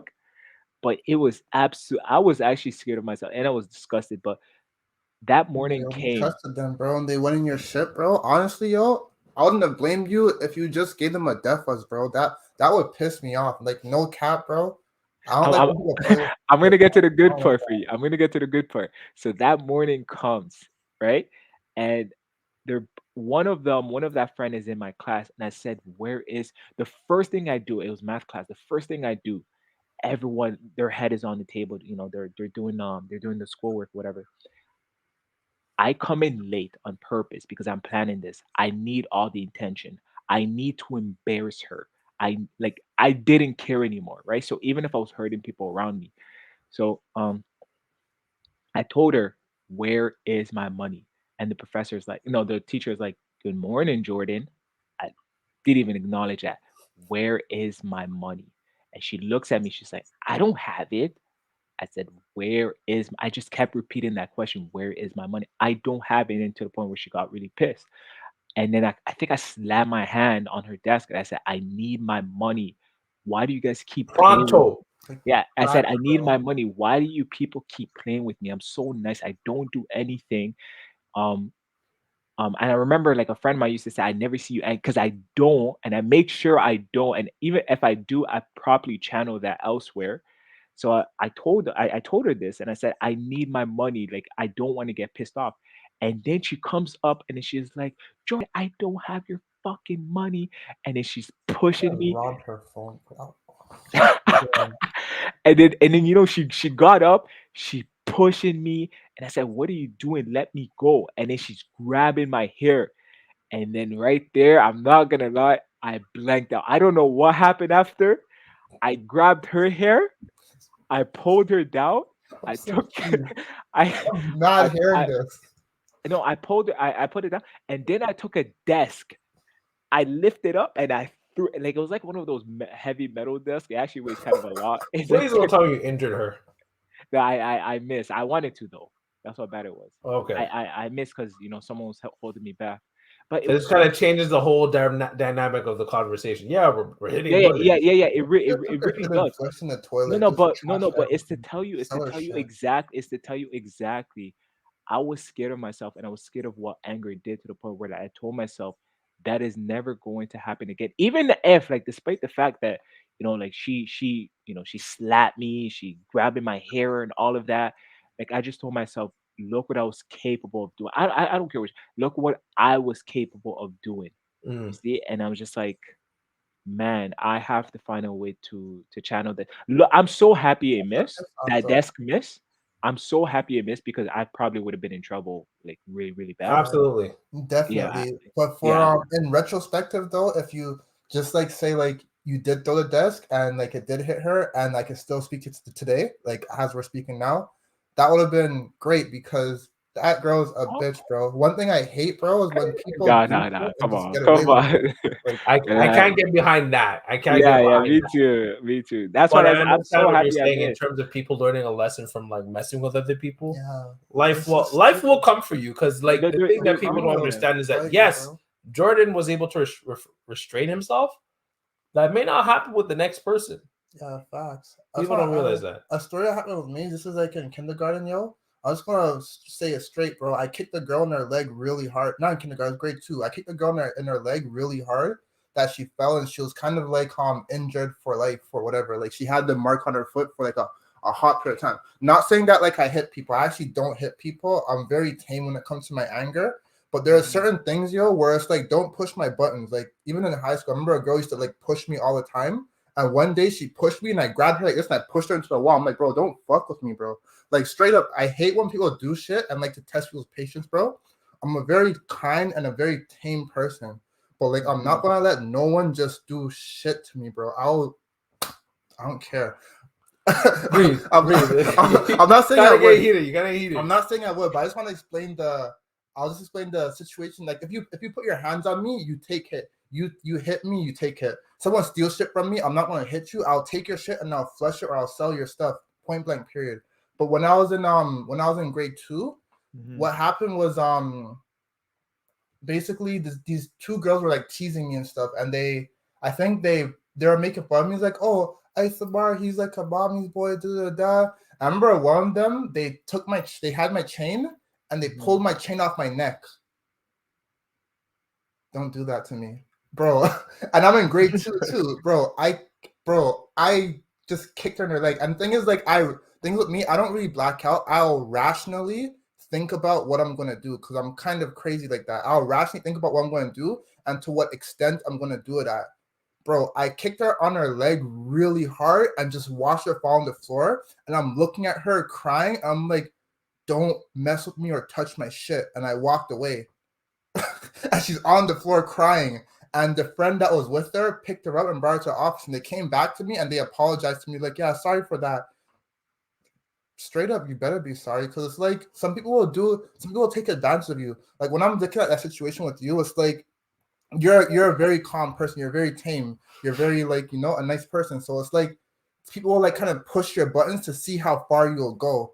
That's what I'm hearing when I'm listening to this. So when I hear stuff like that, when people like push buttons, same Oh thing happened yeah, to me in when I high was in high school school was like too. that. Like Ooh, in high they school pushed was my like that. buttons and like this particular girl was kept on coming to me and she'll put her finger in my ears. She'll go like grab my bag and like pull me backwards and shit.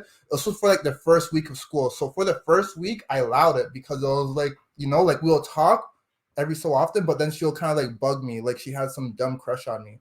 But it got to a point where like one day she came to me and like she like pushed me and she was like laughing and shit. So she pushed me and already in my head, just like you already said to myself, I'm like, bro, this girl thinks I'm playing around, bro. She's in for a surprise. Don't play with me like that. I don't care who you are. Like I'll pull out the same force as what you put towards me, but I wouldn't obviously like break their nose or some shit like that, bro. She pushed me. I just grabbed her and I pushed her into a wall. I'm like, bro, what's up? And she was looking at me like, oh, you actually like fight back?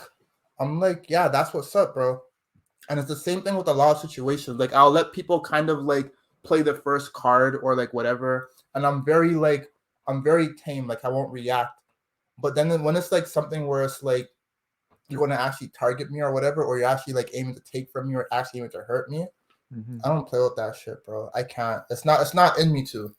I'll Like, be honest. I'm like I used to be like that a lot. Like I used to like my teenage year was the phase where I can say like I was pretty wild. But one thing I told myself that I would never do, no matter, which is why I said I was really happy. I missed her. Like yeah, that thank desk God, did bro. not hit her, because one thing I told myself, um that no matter what the situation is, I would never ever lay a hand on A on a woman? woman, on a woman. I don't care what you guys say. Personally, I would never do it because, No, for you shouldn't example, still.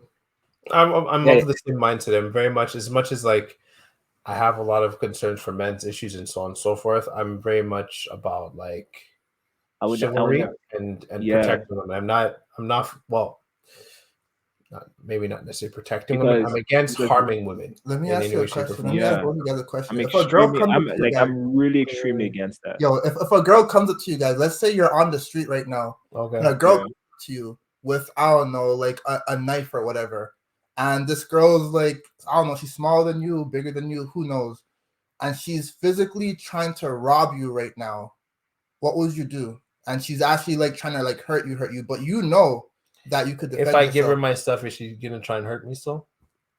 You don't know that. You don't know at all. But Okay, so she's there's an just she's opportunity. here. Okay, There's an opportunity I for would you either to. a give her whatever she wants, because why am I gonna get stabbed, Mhm, or b restrain her. yeah. exactly. So That's my part. I would just restrain her. always use the force necessary. And like I just want to like just to like just so the viewers understand me a bit. I'm not the kind of person, obviously, like I'll go hit a woman or whatever, even hit anyone in general. I won't hit no one.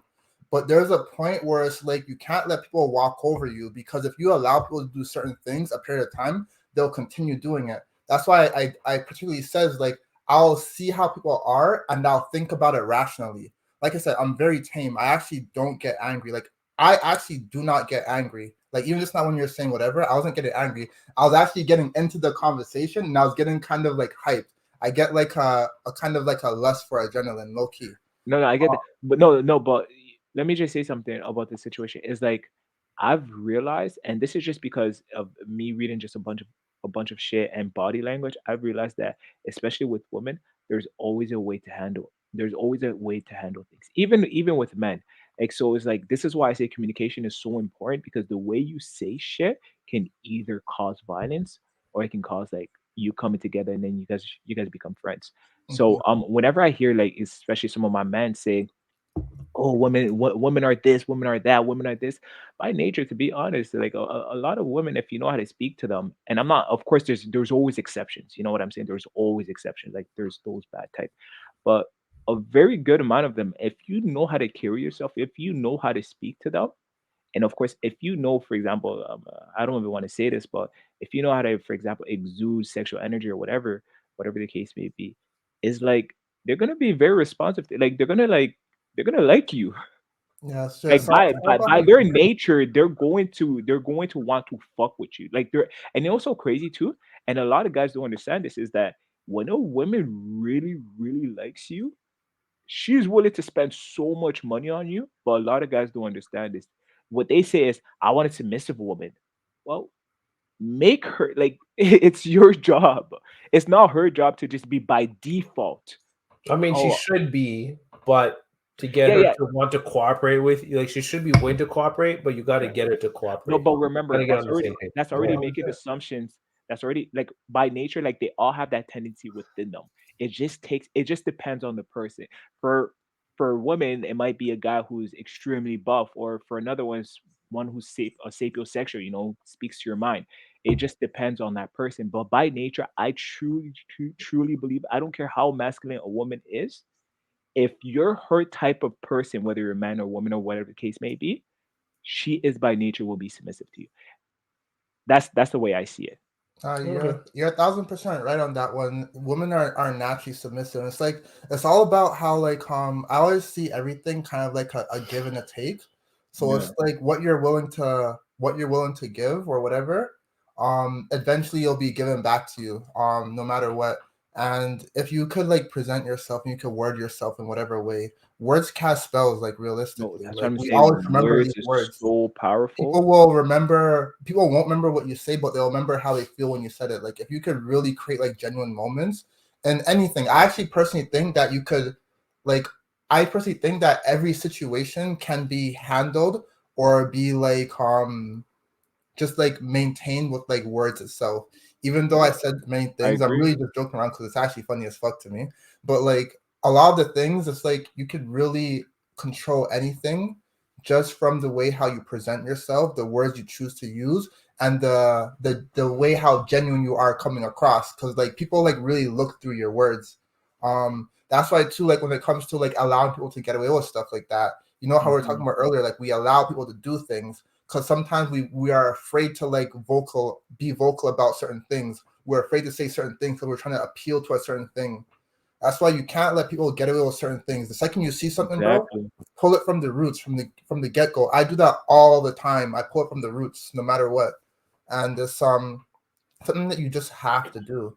Don't let people take advantage of you. Don't let people do shit, bro. When you notice something, call it from the get go, yo. It's so Yeah. important. It's so But important. you know what it is? If you see someone taking advantage of you, one thing I've learned because of first of all, I never call myself a nice person. I don't think I'm a nice guy or whatever. I think I'm a respectful person, to be honest. I'm a very The respectful concept person. of a nice guy has been warped. So Yeah. It's been, and that's the definition we're going off of. We have to go off of today's definition. We can't go off of, what it used to be. But I'm very respectful. For example, if you show me like I'll show you by default, I'm showing you respect. And if you give me a reason not to, what is it? If you give me a reason not to respect you, then that's where I'm going to lose respect for you. But no, but it's interesting. This topic is really interesting because a lot of people need to understand the difference between the two. well, But now, that would be yeah, another because session. yeah, that's another session. But But yes. What did I want to say? Um